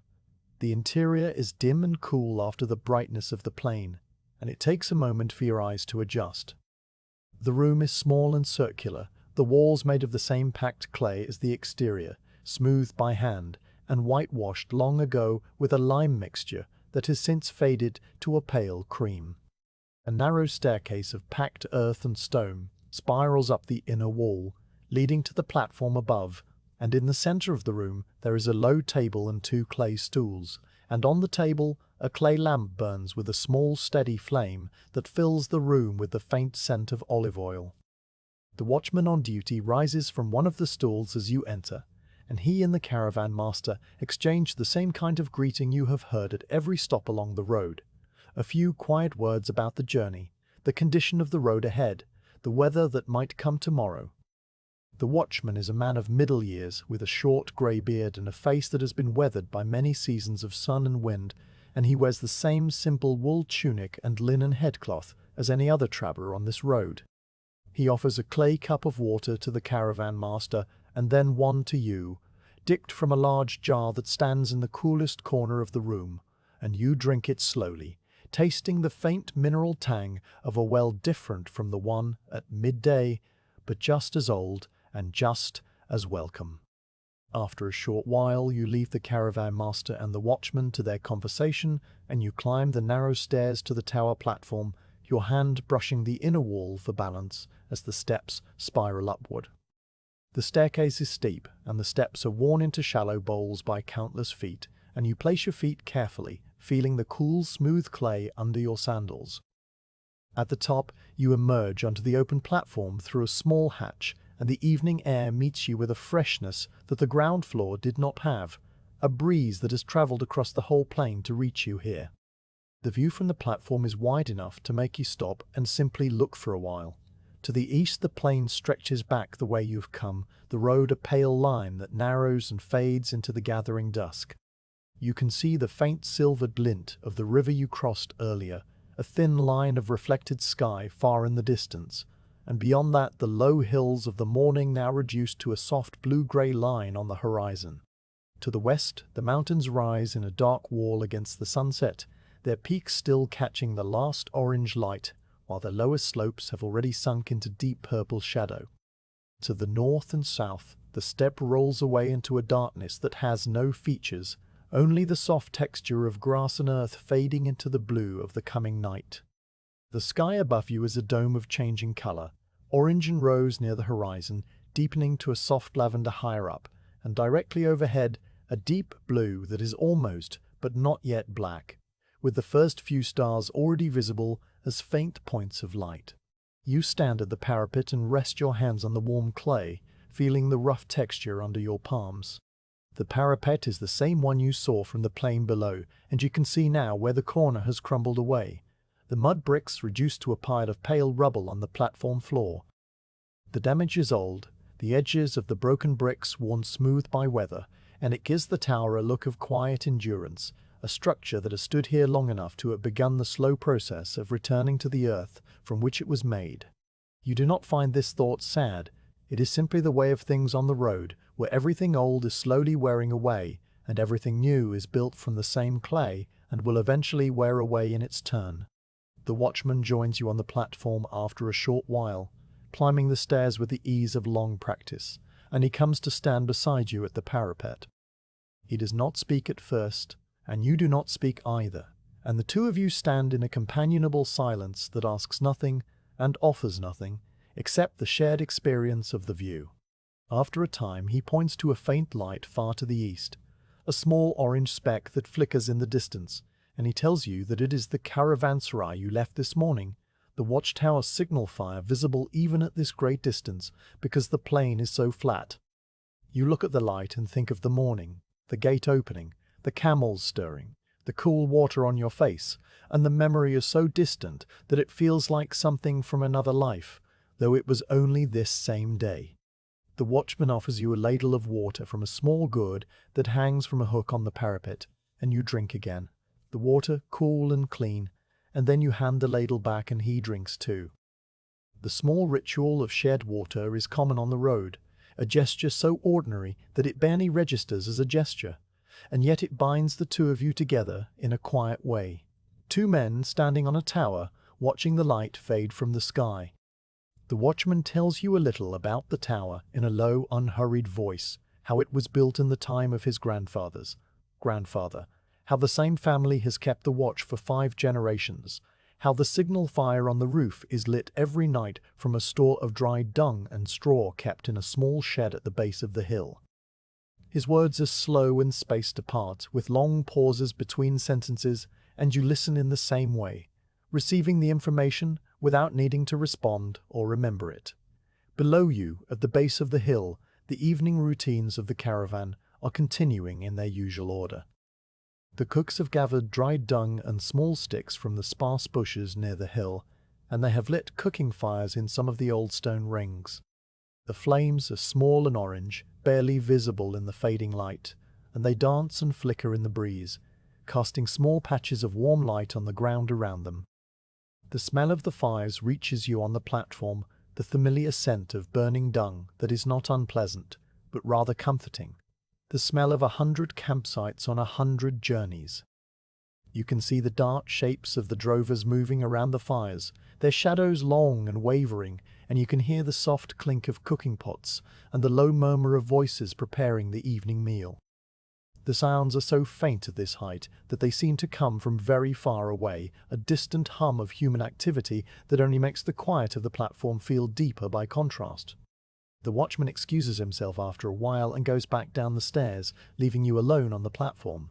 You stay where you are, your hands still resting on the parapet, your eyes still on the western horizon where the last rim of the sun has now disappeared completely behind the mountains. The orange and rose of the sunset have deepened into a band of deep red along the horizon, and above that, the sky has turned a soft purple that fades upward into the dark blue of the coming night. More stars have appeared now, dozens of them, then hundreds pricking through the fabric of the sky in patterns that are as familiar to you as the lines on your own palm.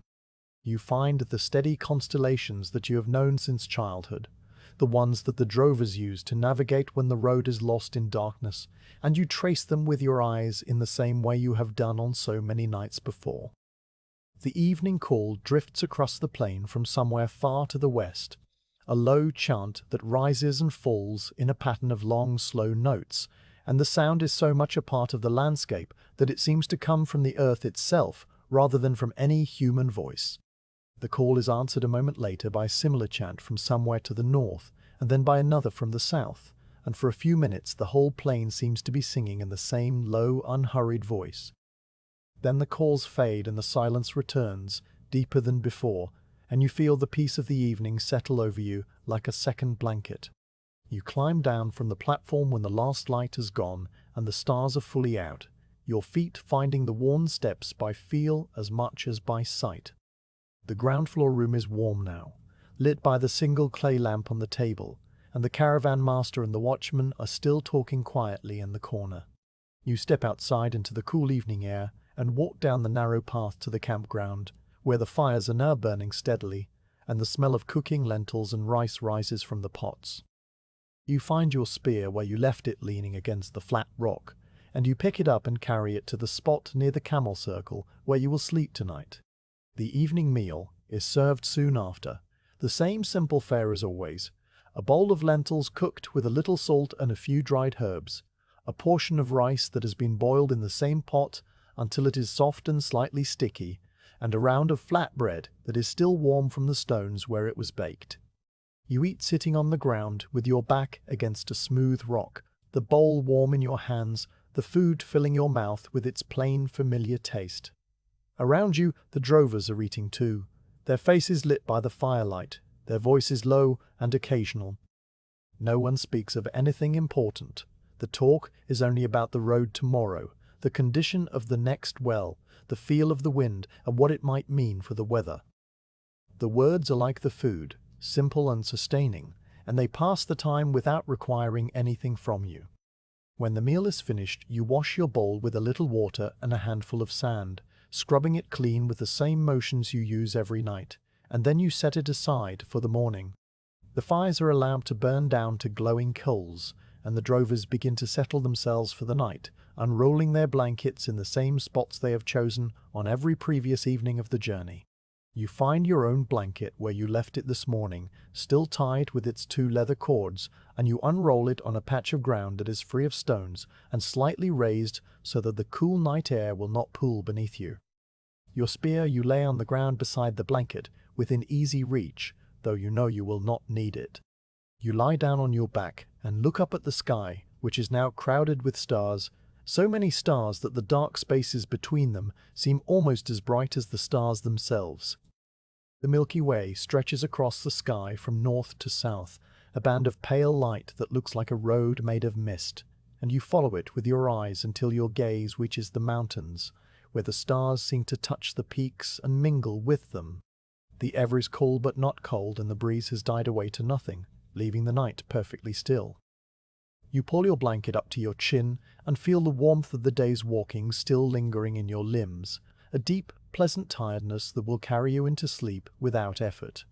Around you the camp settles into its nighttime quiet, the last murmurs of conversation fading, the camels breathing their slow deep breaths, the embers of the fires crackling softly and then falling silent. The watchtower stands dark against the stars above you, its single lamp a small warm glow visible through the narrow slit window, and you know that the watchman is up there keeping his vigil as he has done every night of his life, as his father did and his grandfather before him. The thought is comforting, a reminder that you are part of a long chain of travelers and watchers and roads that stretches back further than memory and will continue forward further than imagination, and you hold the thought for a moment before letting it go, allowing your mind to grow as still as the night around you, and then you close your eyes and let the deep quiet carry you into sleep. The meal of lentils and rice settles warm in your stomach as you rise from the circle of dying cooking fires and take up your spear from where it rests against the smooth rock. Around you the camp is preparing for sleep, the drovers unrolling their blankets in the same spots they chose last night and the night before, their movements slow and heavy with the weight of the day's walking. The camels are already down on the ground, their great bodies arranged in a loose ring at the base of the hill, their breathing deep and regular. The fires have been allowed to burn down to glowing coals that pulse with a soft orange light, and the smell of wood smoke hangs in the still air, mingling with the dry scent of the steppe and the faint animal warmth of the resting camels. You walk to the edge of the camp, where the firelight fades into darkness, and you stand for a moment, letting your eyes adjust to the night. The first watch is yours tonight, a duty you have performed on countless journeys and will perform on countless more, a quiet responsibility that you have come to value for its solitude and its peace. You begin your slow circuit of the camp, walking a wide perimeter that takes you past the hobbled camels on one side and out toward the open plain on the other. Your spear is a familiar weight in your right hand, the ash shaft cool and smooth, and you hold it loosely with the butt trailing near the ground, not out of any expectation of trouble, but simply because it has become an extension of your arm after so many miles together. The grass crunches softly under your sandals, each step making a small dry sound that is swallowed almost immediately by the vast silence of the night. The camp behind you is a cluster of dark shapes on the pale ground, the low hill and the watchtower rising above them like a larger shadow against the star-filled sky. The single lamp still burns in the tower's narrow window, a small, steady point of light that tells you the watchman is awake at his post, keeping his own vigil high above the plain. The sight of that light is a comfort, a silent connection between two men who are awake while the world sleeps, and who glance at it from time to time as you walk, noting its constancy, its refusal to flicker or dim. The camels are dark humps on the starlit grass, their breathing a slow, continuous sound that rises and falls like the tide of a calm sea. As you pass near them, you can hear the individual breaths, some deep and rumbling, others lighter and quicker, and you can see the gentle rise and fall of their sides, the way their long necks curve back toward their bodies like the necks of resting swans. One of them stirs slightly as you walk past, lifting its head a few inches and then letting it drop back down with a soft exhalation, and the bells around its neck give a single muffled clank before settling back into silence. You pause for a moment to look at the animal, its dark eye reflecting the faint glow of the coals, and then you move on, your footsteps carrying you past the next camel and the next. The firelight from the dying coals dances just enough to make the shadows move, a gentle flickering that shifts the edges of the darkness without ever startling the eye. The flames have long since subsided, leaving only a bed of embers that glow and fade in a slow rhythm, sometimes brightening when a small pocket of trapped gas escapes, sometimes dimming to a deep crimson that is almost black. The light touches the faces of the sleeping drovers, softening their features, smoothing the lines of weariness into an expression of deep peace. You see one man turn onto his side and pull his blanket up to his ear, and then he is still again, his breathing joining the chorus of the camels and the whisper of the grass. Beyond the circle of the camp, the plain stretches away into a darkness that has no visible end, a vast expanse of grass and earth that seems to go on forever under the dome of the sky. The darkness is not absolute, but textured, made of many subtle shades of black and grey and deep blue that shift as your eyes move across them. The road is a slightly paler line in the starlight, a ribbon of pale dust that catches the faint glow of the Milky Way and holds it like a memory of the day. You walk along the edge where the camp meets the plain, your eyes moving constantly in the slow scanning pattern that has become second nature, looking not for danger, but simply because looking is part of the watch, as much a part as the walking and the breathing. The sound of the night is a quiet so profound that it seems to have its own presence, a kind of listening silence that wraps around you like a held breath. Within that silence, small sounds appear and fade, each one distinct and brief, the soft pop of a coal in the fire pit, a tiny burst of sparks and then silence, the rustle of a camel shifting its weight, the dry grass crunching under its body, the distant bark of a fox somewhere far out on the plain, a sharp yip that carries across the miles and then is gone, leaving the silence deeper than before. You stop walking for a moment to listen to the after-echo of the fox's bark, feeling the sound fade into the darkness, and then you continue your circuit, your footsteps resuming their slow, steady rhythm. Above you the sky is crowded with stars, so many stars that the dark spaces between them seem almost as bright as the stars themselves.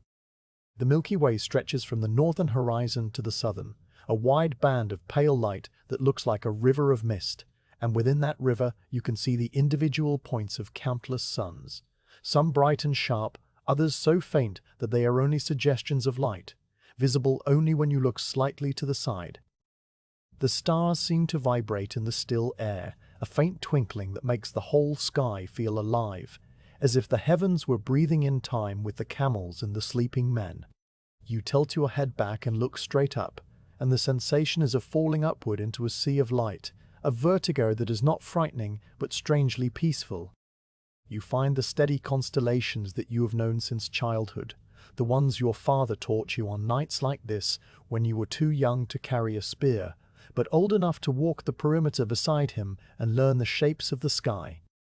There is the great hunter with his belt of 3 bright stars, striding across the southern sky with his dog at his heels. There is the charioteer high overhead, his brightest star, a steady golden point that the drovers use to navigate when the road is lost.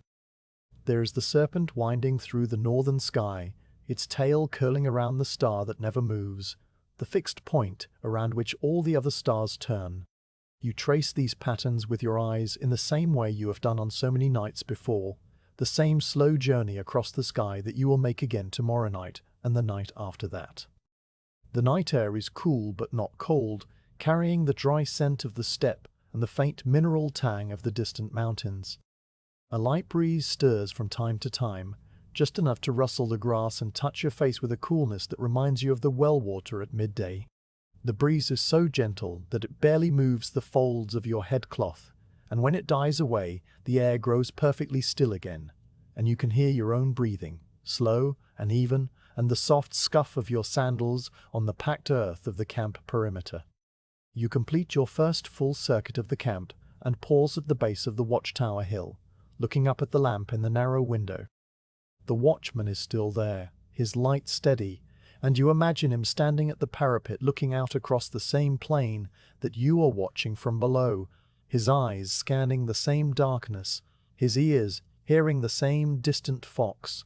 The thought of the two of you sharing this quiet duty across the vertical space of the tower is a small connection in the vast night, and you feel it as a warmth in your chest that has nothing to do with the dying coals of the cooking fires.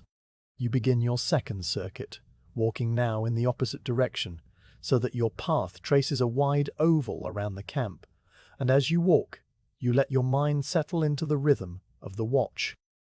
The rhythm is slow and steady, each circuit taking perhaps a quarter of an hour at your unhurried pace, and within that rhythm there is a kind of meditation, a stillness that comes from moving. Your body walks while your mind rests, alert but empty, aware of the camp and the camels and the stars, but not holding on to any of them, letting each impression rise and pass like the small sounds in the silence. The coals in the fire pits have dimmed further now, their orange glow fading to a deep crimson that barely illuminates the ground around them. The faces of the sleeping drovers are no longer visible, only the dark shapes of their blanket-wrapped bodies, and the camels have settled so completely that they look like part of the landscape, great mounds of earth that have been there for centuries. One of the camels groans softly in its sleep, a long, low sound that seems to come from deep within its body, and the sound is so much a part of the night that it does not disturb the silence, but becomes a part of it, another note in the quiet music of the watch. You walk past the place where your own blanket is spread on the ground, and you see its pale shape in the starlight, the 2 leather cords lying beside it where you untied them. The sight of your bed waiting for you is a quiet comfort, a promise of rest to come, but you are not tired yet. The watch has its own energy, a gentle alertness that keeps your eyes open and your steps steady. You will sleep when the second watch begins, and another guard takes your place, and until then you will walk and watch and listen, and that is enough. The stars have shifted slightly since you began your watch, the whole sky turning slowly around the fixed northern point in a motion that is too gradual to see, but undeniable when you compare the current positions to your memory of an hour ago. The charioteer has moved a little higher, the hunter a little lower, and new stars have risen above the eastern horizon while others have dipped below the mountains to the west. The motion is the same motion that will bring the dawn, though the dawn is still many hours away, and you note it without impatience, as you note all things on the watch, simply observing the slow turn of the heavens. The fox barks again, or perhaps it is a different fox, its voice carrying across the plain in a series of sharp yips that sound closer than before. You stop walking and look out into the darkness, your hand tightening slightly on the spear shaft out of habit, but you see nothing except the pale grass bending under the breeze and the distant line where the earth meets the sky. The barking stops after a few moments, and the silence returns and you resume your walking, your grip on the spear loosening once more.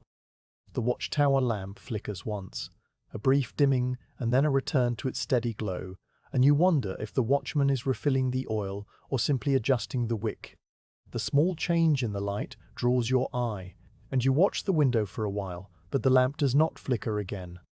The tower stands dark and solid against the stars, its crumbled corner a soft irregularity in its silhouette. And you think of the 5 generations of watchmen who have stood on that platform, seeing the same stars and the same plane and the same caravans passing below. The line of watchers stretches back into the past and forward into the future, and you are a small part of it tonight, a single link in a chain that has no beginning and no end. Your third circuit of the camp takes you out a little further onto the plain, beyond the well-worn perimeter, where the grass is less trampled and the ground is slightly uneven. You step carefully here, your sandals finding their way between the small stones and the tufts of thistle that you remember from the afternoon. The air is cooler out here, away from the residual warmth of the camp and the bodies of the camels, and you feel the coolness on your cheeks and the tips of your ears. You pull your headcloth a little tighter and continue walking, your eyes scanning the darkness in the same slow pattern, your ears listening for any sound that does not belong to the night. There are no such sounds. The night is as peaceful as any night you have ever watched, the world folded in a deep quiet that seeps into your bones and settles there. The stars continue their slow rotation, the camels continue their slow breathing, the coals continue their slow fading, and you continue your slow walking, each circuit of the camp a small orbit around a fixed center.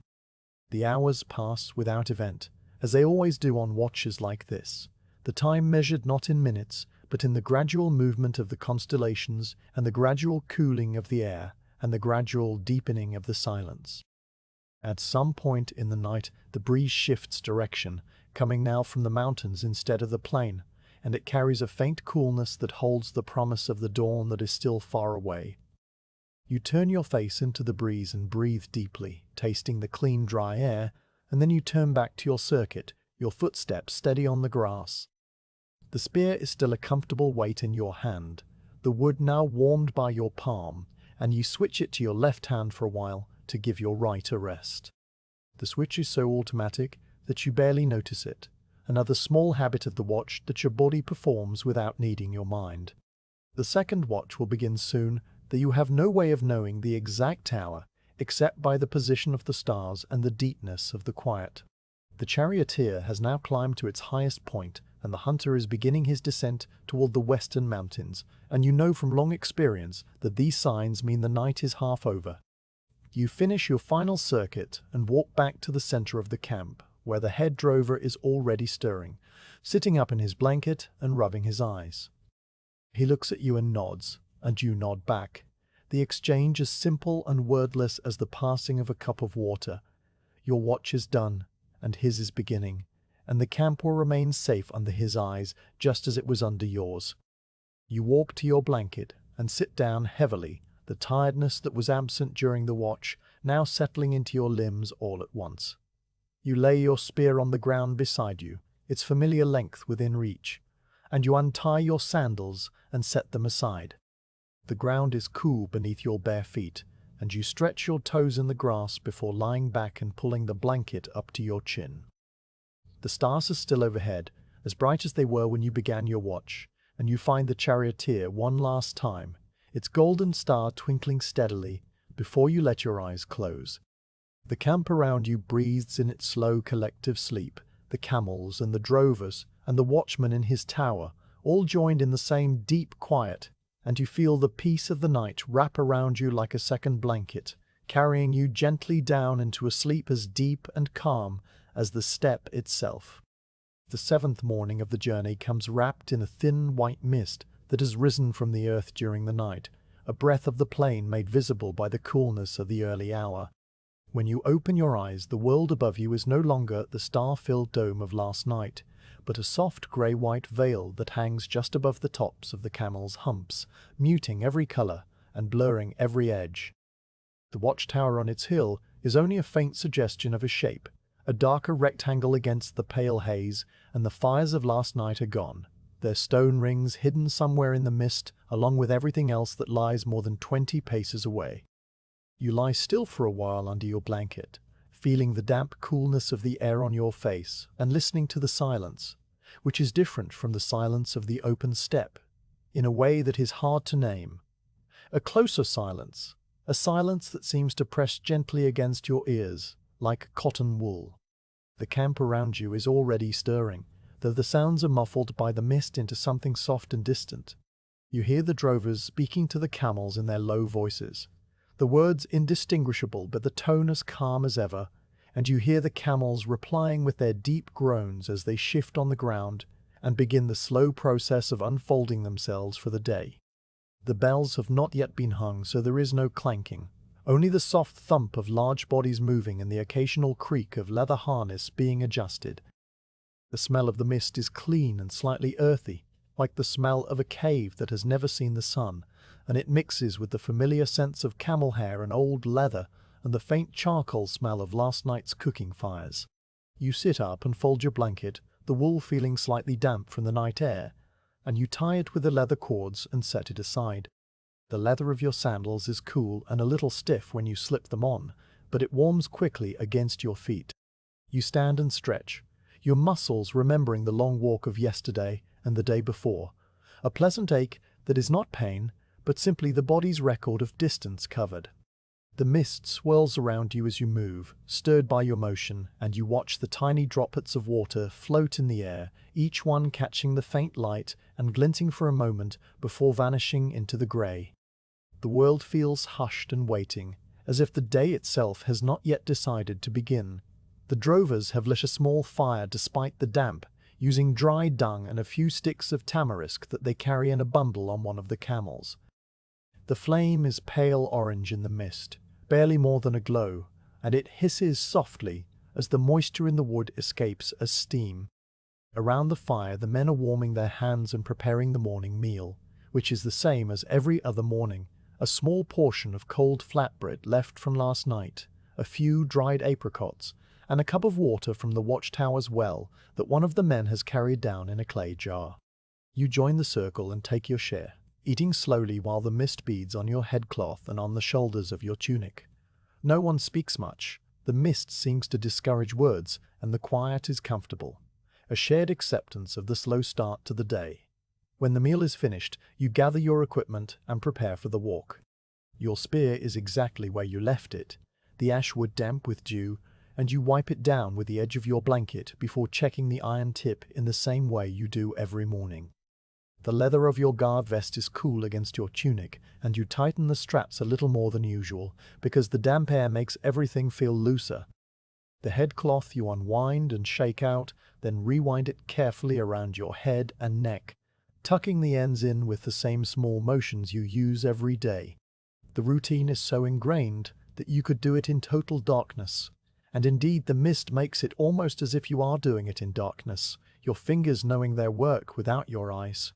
The caravan master appears out of the mist like a ghost taking form, his felt hat dark with moisture, his donkey's hooves making no sound on the softened ground. He gives the signal to move, the same raised hand, and the drovers begin the familiar sequence of coaxing the camels to their feet and forming them into a line. The camels rise one leg at a time, groaning and swaying, and their shapes are so softened by the mist that they look like creatures from an old story, half seen and half imagined. The lead camel's bell is hung around its neck with the same leather strap as always, and when the animal takes its first step, the bell gives a single clank that sounds strange and close in the muffled air, as if the sound cannot travel far before the mist catches it and holds it still. You take your position at the rear of the caravan as always, and the line begins to move. The road is invisible more than a few paces ahead, a pale smear of packed earth that vanishes into the grey, but the led camel knows the way as well as any map, and the drovers trust it completely. You walk with your spear resting on your shoulder, the iron tip pointing upward into the mist, and you watch the shape of the camel ahead of you sway from side to side, its load of silk bales appearing and disappearing as the mist thickens and thins in slow pulses. The air is cool and wet on your skin, not cold enough to be uncomfortable, just cool enough to keep you alert, and you breathe it in deeply, tasting the moisture and the faint mineral tang of the plain. The mist continues for a long while, perhaps 2 hours of walking, and during that time the world is reduced to a small circle of visible ground around you and the caravan. There are no horizons, no mountains, no sky, only the grey-white haze and the sound of the camel bell and the soft crunch of your sandals on the road. The drovers are shadows ahead of you, their voices even more muted than usual, and you feel a strange intimacy with the small patch of earth that moves with you, as if the whole world has shrunk to this single caravan and everything else has been temporarily erased.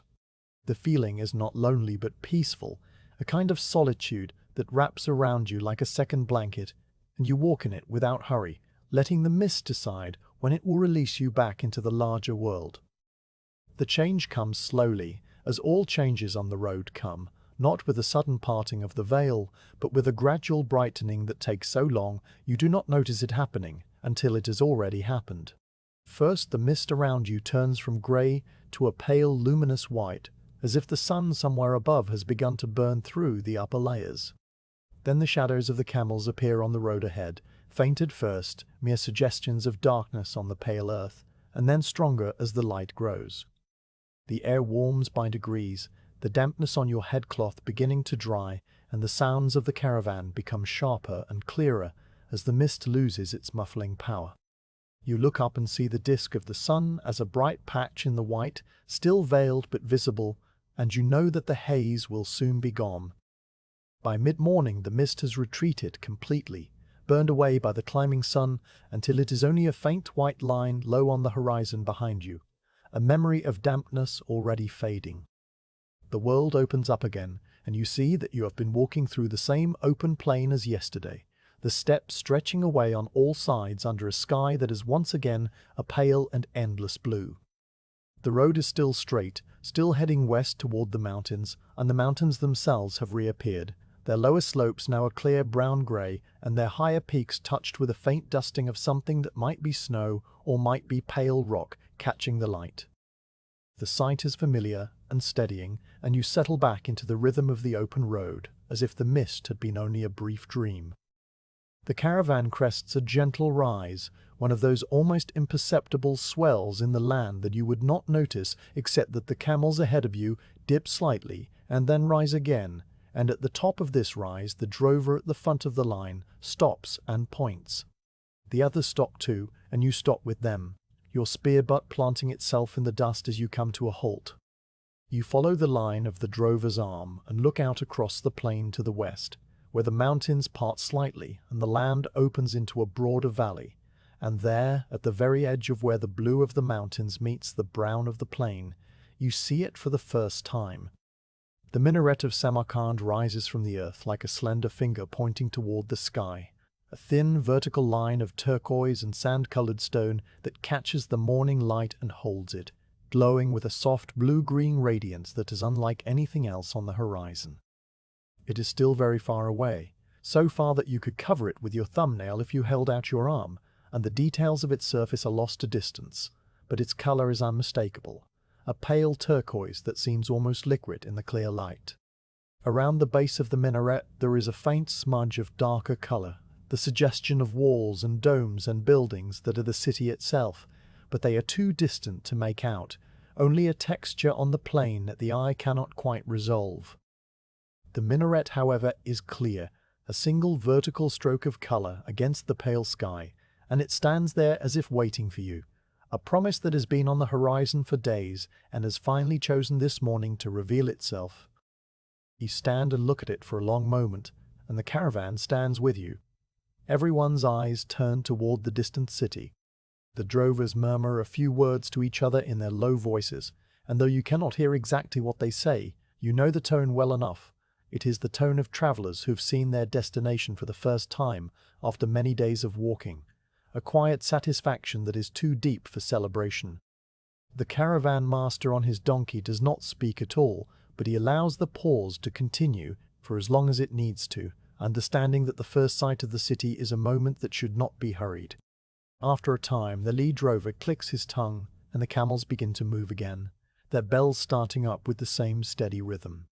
You adjust the strap of your shoulder guard, which has slipped slightly during the pause, and you continue walking, your pace unchanged, your breathing steady. The minaret's in view now, a fixed point on the horizon that will stay with you for the rest of the day and the rest of the journey, growing slightly closer with each hour of walking. It does not seem to move or change, so gradual is your approach, but you know that it is there, and the knowledge changes something small in the quality of the walking, adding a gentle sense of direction to the familiar rhythm. The plain around you continues in its same patient way, the grass bending under the wind, the sky arching overhead, the road stretching straight ahead. But now there is something new in the landscape, a vertical line where before there were only horizontals, a single human-made shape rising from the flat earth to remind you that cities exist and that people build them and that you are a person walking toward one of those cities. You look at the minaret from time to time, not constantly, but every few hundred paces you raise your eyes to check that it is still there, still turquoise, still waiting, and each time you find it exactly where you left it, a small reassurance in the vastness of the plain. The morning wears on toward noon, and the sun climbs higher, and the heat returns, and the minaret slowly, almost imperceptibly, grows larger. By the time the caravan stops for the midday rest, the turquoise of its tiles is just barely discernible as a pattern of small geometric shapes rather than a solid wash of color, and the smudge of the city walls has resolved into a low, dark line that circles the base of the minaret like a thread. You sit in the thin shade of a tamarisk bush and eat your portion of bread and dried fruit, and you look at the distant city while you chew, thinking about nothing in particular, simply letting the sight of it settle into your mind as another part of the journey, another detail among the many details of the road. When the caravan resumes its walk in the afternoon, the minaret has become the central feature of the horizon, drawing your eye again and again, no matter how often you tell yourself to look at the grass or the mountains or the camels ahead. It is not that the minaret is beautiful, though it is beautiful, or that it represents the end of the journey, though it does, but that it is simply there, a new thing in a landscape of old familiar things, and your mind, starved of novelty by the long days of walking, latches onto it with a quiet hunger. You study the way the light changes on its surface as the sun moves across the sky, the turquoise tiles shifting from blue-green to a deeper teal as the angle of the light steepens, and you watch the shadows of the upper galleries stretch and change, small dark lines that move across the bright surface like the hands of a water clock. The rest of the afternoon passes in this way, the road carrying you steadily toward the city, while the minaret grows larger by increments so small that you can only mark the change by looking away for a long time and then looking back. When you do this, after perhaps an hour of walking with your eyes on the road, you find that the minaret is now visibly thicker, its upper gallery a distinct ring of shadow, and the city walls have become a clear band of brown that stretches across the valley floor from one side of the plain to the other. You know that you will not reach those walls today, that the caravan will stop at the caravanserai of the outer gardens before entering the city, but the sight of them so close, barely half a day's walk distant now, fills you with a quiet sense of completion that has nothing to do with hurry or impatience. You have walked a long way to see these walls, and now they are here, and that is enough. The sun begins its slow descent toward the mountains behind the city, turning the sky to shades of gold and rose, and the minaret catches this evening light and glows with a warmth that makes its turquoise tiles look like chips of sky brought down to earth. The city walls take on the same honey color as the hills you walked through on the first day, and the whole scene ahead of you is so harmonious, so perfectly fitted to the landscape, that it seems less like a thing built by human hands and more like a thing that grew from the plain itself, a natural outcropping of the earth's desire to reach upward. You walk toward it with your spear on your shoulder and your pace as steady as ever, and you feel the deep contentment of a traveler who has come far and will soon arrive, not today, but soon, and that soon is enough. The road toward the city walls continues through the late afternoon, the minaret now so tall on the horizon that you must tilt your head back slightly to see its full height, though it is still some distance away. The sun has begun its descent toward the mountain peaks behind the city, and the light has turned that deep amber shade that makes every color richer and every shadow longer, stretching the silhouettes of the camels ahead of you into thin dark ribbons that flow across the pale earth. The air has cooled slightly from the midday heat, and a gentle breeze stirs from the direction of the mountains, carrying with it a new smell that you have not noticed before on this journey. A smell of green things growing, of damp earth and leaves and something sweet that you cannot name. The smell grows stronger as you walk, threading through the familiar dry scent of the steppe like a promise, and you know without being told that you are approaching the outer gardens of the city, the belt of orchards that surrounds Samarkand and feeds its markets with fruit and shade. The change in the landscape happens gradually, as all changes happen on this road, not with a sudden border, but with a slow transition that your eyes barely register. First, the grass on either side of the road becomes greener and taller, no longer the short pale gold of the steppe, but a deeper color mixed with clover and small wild flowers of white and yellow. Then individual trees begin to appear, not the scattered shrubs of the plain but proper trees, with thick trunks and spreading canopies, their leaves dark against the evening sky. These trees grow in lines and rows planted by human hands long ago, and between them the ground is cleared of stones and smoothed into pathways of packed earth that branch off from the main road like veins from a central artery. The trees are of many kinds: apricot with their broad round leaves and small green fruit that will ripen later in the season, mulberry with their gnarled trunks and dense crowns that cast a deep shade, and here and there a walnut tree rising tall and stately with its silver-grey bark catching the last light of the sun. The caravan slows as it enters the orchards, the camels' bells clanking with a softer note, now that the road has changed from hard-packed dust to a surface cushioned by fallen leaves and the fine roots of grass. The air under the trees is noticeably cooler, the shade a relief after the long open miles, and it carries the green scent of living plants and the fainter scent of the small irrigation channels that run between the rows. Narrow ditches lined with smooth stones where water trickles with a constant soft murmur. You hear this sound before you see the water, a gentle liquid whisper that mingles with the camel bells and the rustle of the leaves, and when you pass beside one of these channels you look down and see the water flowing clear and shallow over a bed of pale pebbles, carrying a few fallen leaves slowly downstream like tiny boats. The sight of running water after so many days of wells and skins is a quiet pleasure, and you let your eyes follow the channel for a moment before returning them to the road. The caravanserai itself appears through the trees as you round a gentle bend, and it is larger than any you have seen on this journey, larger perhaps than any you have seen in all your travels. The building is made of the same baked mud bricks as the watchtower and the earlier caravanserai, but here the walls are higher and more ornate, rising to a series of arched alcoves that run along the upper story like a row of dark eyes looking out over the orchards. The main gate is a tall archway banded with carved stone in patterns of interlocking lines and stylized leaves, the stone a pale cream color that glows warmly in the evening light. The gate stands open, as it has stood open every day for centuries, and from within comes the soft sound of water splashing into a basin, a sound that seems to welcome you before you have even crossed the threshold. The caravan master leads the way through the gate, his donkey stepping carefully over the raised stone threshold, and the camels follow one by one with their bells echoing in the high space of the entrance passage. You pass beneath the arch and feel the temperature drop again, the thick walls holding the coolness of the night before, and when you emerge into the central courtyard, you stop for a moment and simply look.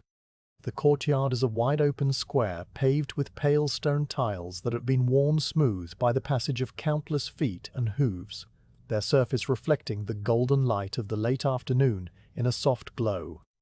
Around the edges of the courtyard runs a colonnade, a covered walkway supported by rows of wooden pillars that have been carved with simple geometric patterns and darkened by age to a deep brown.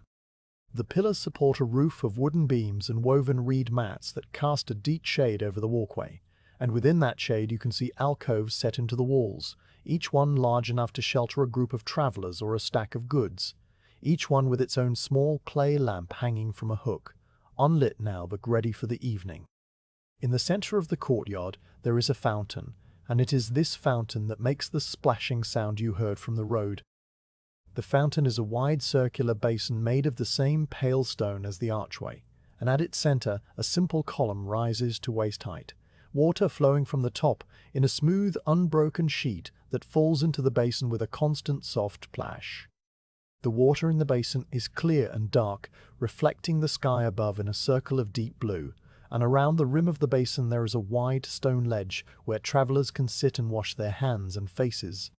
The sound of the fountain fills the courtyard with a gentle white noise that seems to clean the air of all the dust and weariness of the road, and you feel your shoulders drop and your jaw unclench as you stand there listening to it.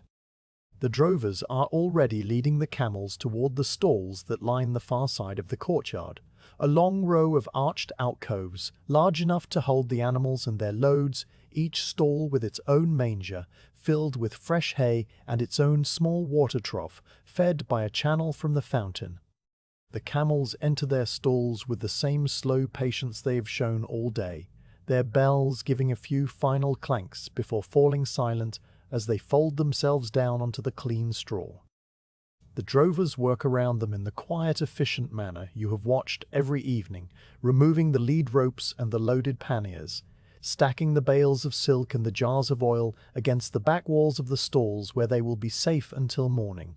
The animals are given fresh water and a portion of hay, and they settle into their new resting places with groans of contentment that echo softly off the courtyard walls. You find a place for your spear against one of the wooden pillars near the stall where the last camel is being brushed down, and you walk to the fountain to wash the dust from your face and hands. The water is cool, far cooler than the air, and it feels like a gift on your skin after the long afternoon of heat and walking. You splash your face several times, letting the water run down your neck and into the collar of your tunic, and then you cup your hands and drink. The water tastes clean and slightly sweet, with none of the mineral tang of the wells on the plain, and you drink deeply, feeling the coolness spread through your chest and settle in your stomach. When you have had enough, you sit on the stone ledge of the fountain and let your hands rest on your knees, watching the play of light on the water and listening to the soft murmur of the caravanserai around you. The caravan master is speaking with the keeper of the caravanserai near the main gate, their voices low and unhurried. The usual exchange of news about the road and the weather and the condition of the next stretch. The keeper is an older man with a white beard and a clean tunic of undyed linen, and he holds a set of clay tally tokens in one hand, marking the number of camels and travelers who will stay the night. The business of the caravanserai is conducted in the same quiet manner. Prices agreed upon with nods and small gestures, goods accounted for with the moving of tokens from one pile to another, the whole transaction as smooth and practiced as the turning of the fountain water. The other travelers who are already here have arranged themselves in the alcoves around the colonnade, their goods spread out on woven mats or still packed in leather bags. These are merchants who have come from the city or from further down the road, and they are in no hurry to conclude their business.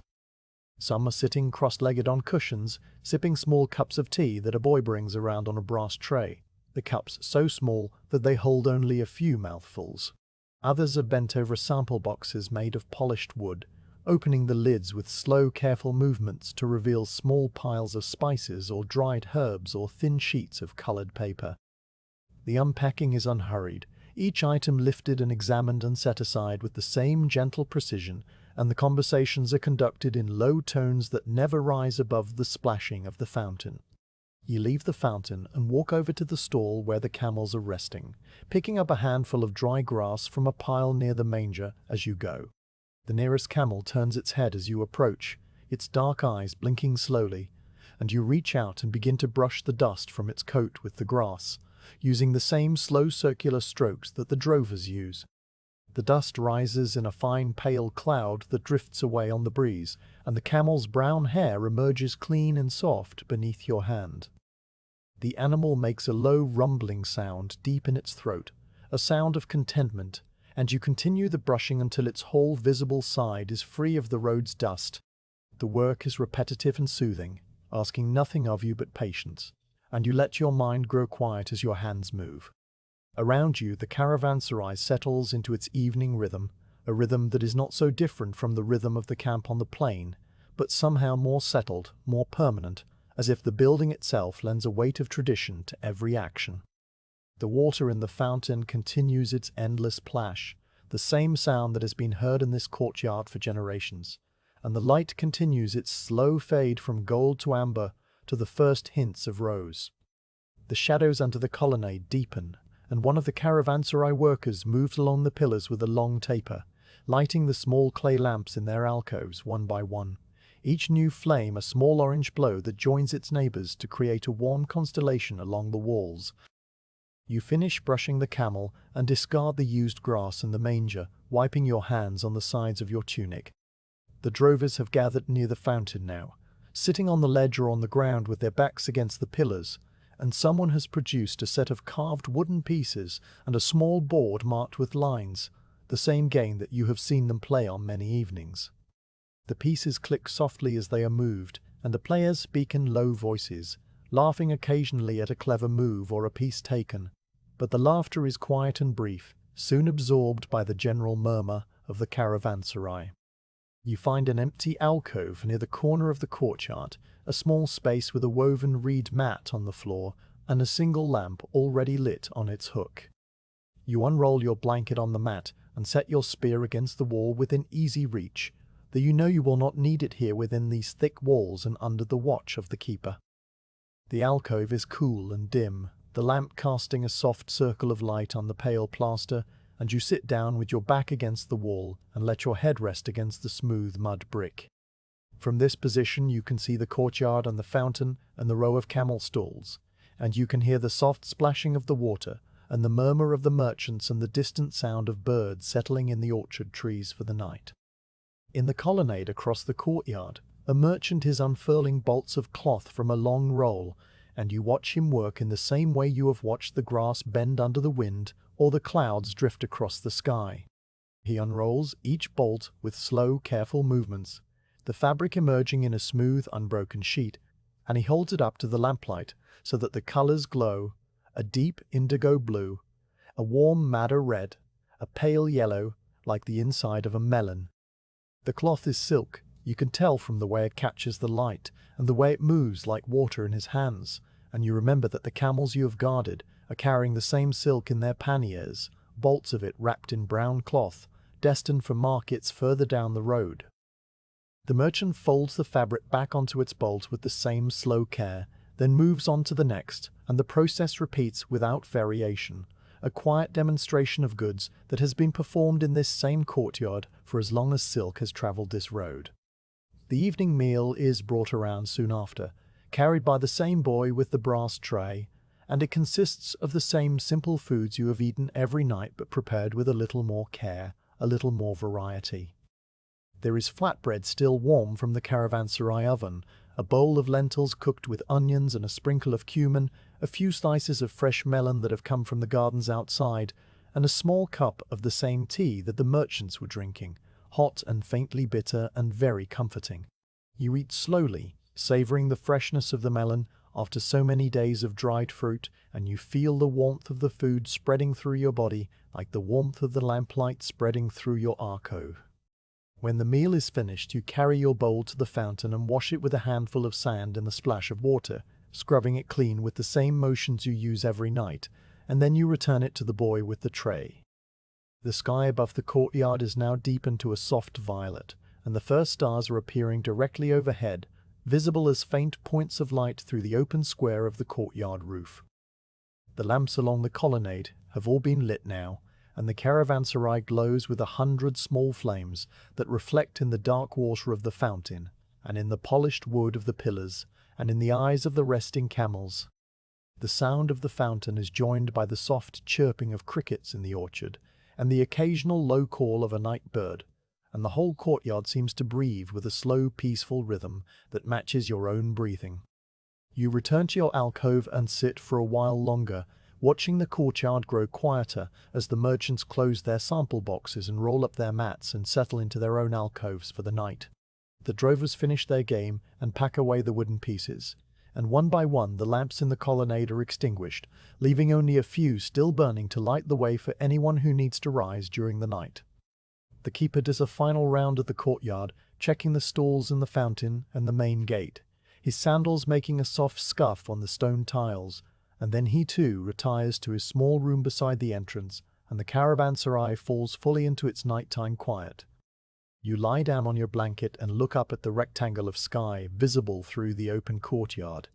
The stars now bright and numerous, the same stars you watched from the watchtower hill and from the camp on the plain, but seen here through the frame of the caravanserai walls, they seem closer and more intimate, as if the building has gathered them just for you. The sound of the fountain continues without pause, a constant soft background that washes over you like a lullaby, and you feel the deep tiredness of the long days settling into your limbs, a heaviness that is entirely pleasant. The straw in the camel stalls rustles as one of the animals shifts in its sleep, and from somewhere in the orchards the night bird calls again, 3 soft notes that repeat and then fade.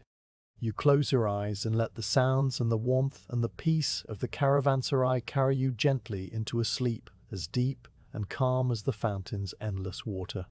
On the final morning you rise from your blanket in the alcove at the same hour you have risen every morning of the journey, when the sky above the courtyard is still deep blue and the fountain's soft splashing is the only sound in the caravanserai.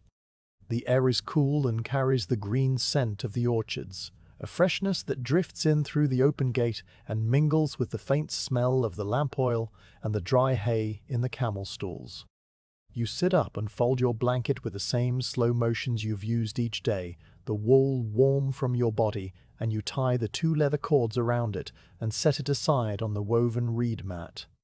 The stone tiles of the alcove floor are cool beneath your bare feet, and you sit for a moment simply breathing, listening to the water and the first soft stirrings of the camels in their stalls across the courtyard. The caravanserai wakes slowly around you, as it does every morning, the keeper emerging from his small room to light a single lamp near the gate, the drovers rising from their blankets in the alcoves along the colonnade, their voices low and quiet as they greet each other with small nods and murmured words. You put on your sandals and stand, stretching your arms above your head until you feel the pleasant pull in your shoulders, and then you walk to the fountain to wash. The water is cool on your face, the same water that has been flowing all night, and you splash it over your eyes and cheeks and the back of your neck, letting it run down into the collar of your tunic. The sensation is as familiar as the weight of your spear or the feel of the road under your sandals, and it clears the last traces of sleep from your mind and leaves you feeling quietly ready for the day ahead. You return to your alcove and prepare your equipment with the same careful routine that has begun every morning of the journey. The leather guard vest goes over your tunic, the side straps pulled snug one after another, the weight settling onto your shoulders like an old friend. The headcloth is unwound and shaken out and then rewound around your head and neck, the linen soft from many washings, the ends tucked in with the same small, precise motions. Your spear leans against the wall where you left it last night, and you pick it up and run your hand along the ash shaft, checking for cracks or splinters and finding none, the wood smooth and warm from the indoor air. The iron tip catches the faint light of the lamp and glints once, a small bright point that you note and then forget, and you settle the spear across your shoulder with the same easy motion you have made 1,000 times. The drovers are already at work in the camel stalls, loading the bales of silk and the jars of oil back onto the wooden saddles, their hands moving with the same unhurried precision they have shown at every stop. The camels stand patiently, their bells still silent until the lead rope is attached, and they chew the last of their hay with slow grinding motions of their jaws. You walk over to the stall where the camel you brushed last night is being loaded, and you watch the drover adjust the pannier straps with a series of small tugs, checking each buckle and knot before moving on to the next. The animal turns its head and regards you with its dark, calm eye, and you reach out and pat its neck once, feeling the coarse warmth of its hair under your palm, and then you step back and leave the drovers to their work. The morning meal is the same as always, a small portion of flatbread and a few dried apricots and a cup of water from the fountain, and you eat standing near the gate while the caravan forms up in the courtyard. The caravan master on his donkey is already positioned at the front of the line, his felt hat pulled low over his brow, his face as calm and unreadable as it has been every day. He raises his hand in the familiar signal, and the drovers lead the camels forward, their bells beginning their steady clanking as the animals move toward the gate.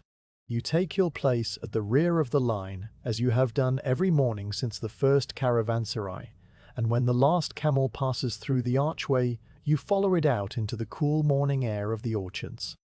The road from the caravanserai to the city gates is a continuation of the same road you have walked for days, but here in the outer gardens it has changed its character completely.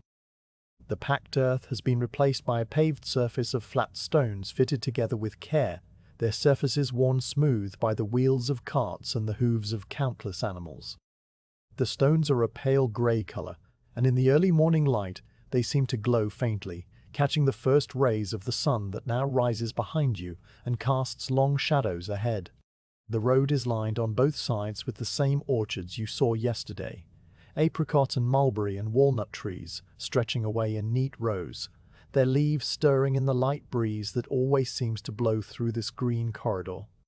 Between the trees, the irrigation channels continue their soft murmur, a sound that has accompanied you since you first entered the gardens and that will stay with you until you reach the walls. The walls themselves appear through the trees after a short walk, a massive band of honey-coloured brick that rises from the plain like a cliff made by human hands. The walls are old, far older than the caravanserai or the watchtower, and they have been repaired and rebuilt so many times over the centuries that their surface is a patchwork of different shades of brown and gold, each generation of masons leaving its mark in slightly different brick and slightly different mortar. The walls are high, perhaps the height of 10 men standing on each other's shoulders, and at regular intervals they are punctuated by towers that rise even higher, their tops crowned with crenellations that cast a jagged shadow on the wall below. The minaret you have been watching for 2 days now rises behind the walls, its turquoise tiles catching the morning sun and glowing with that same soft blue-green radiance you first saw from the distant rise. But now it is so close that you can see the individual tiles, each one a small square of glazed ceramic set in a geometric pattern that repeats and repeats all the way up the shaft.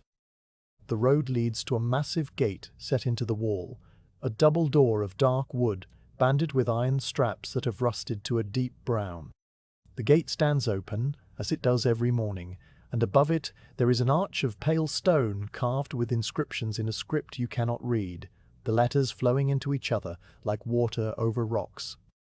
The gate is wide enough to admit 3 camels walking side by side, and the iron bands are studded with large round rivets that catch the light, each one a small dull gleam against the dark wood.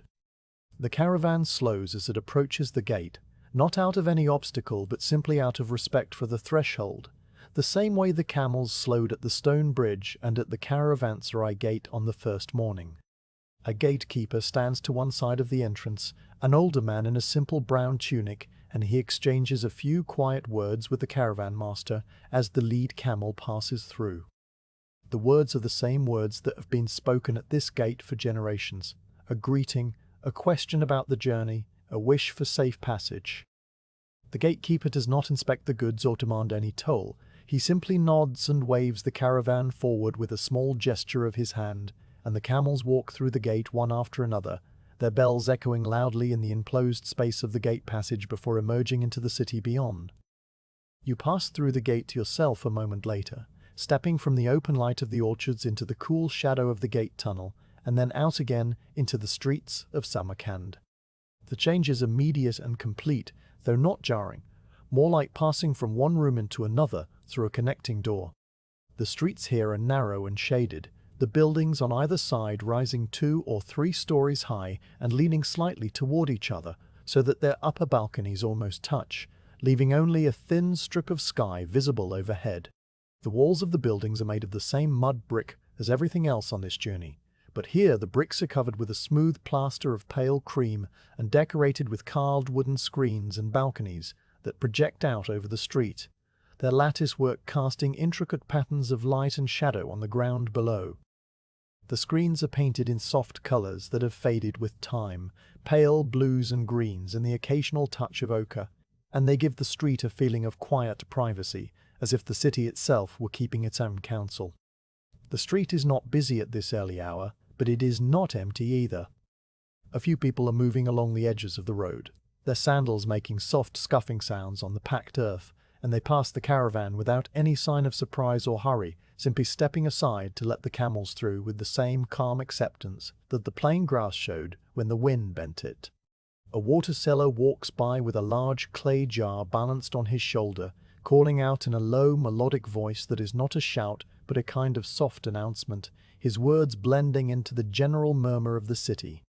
A woman sweeps the threshold of a doorway with a broom made of bundled twigs, the bristles scratching gently against the stone, and a small child sits on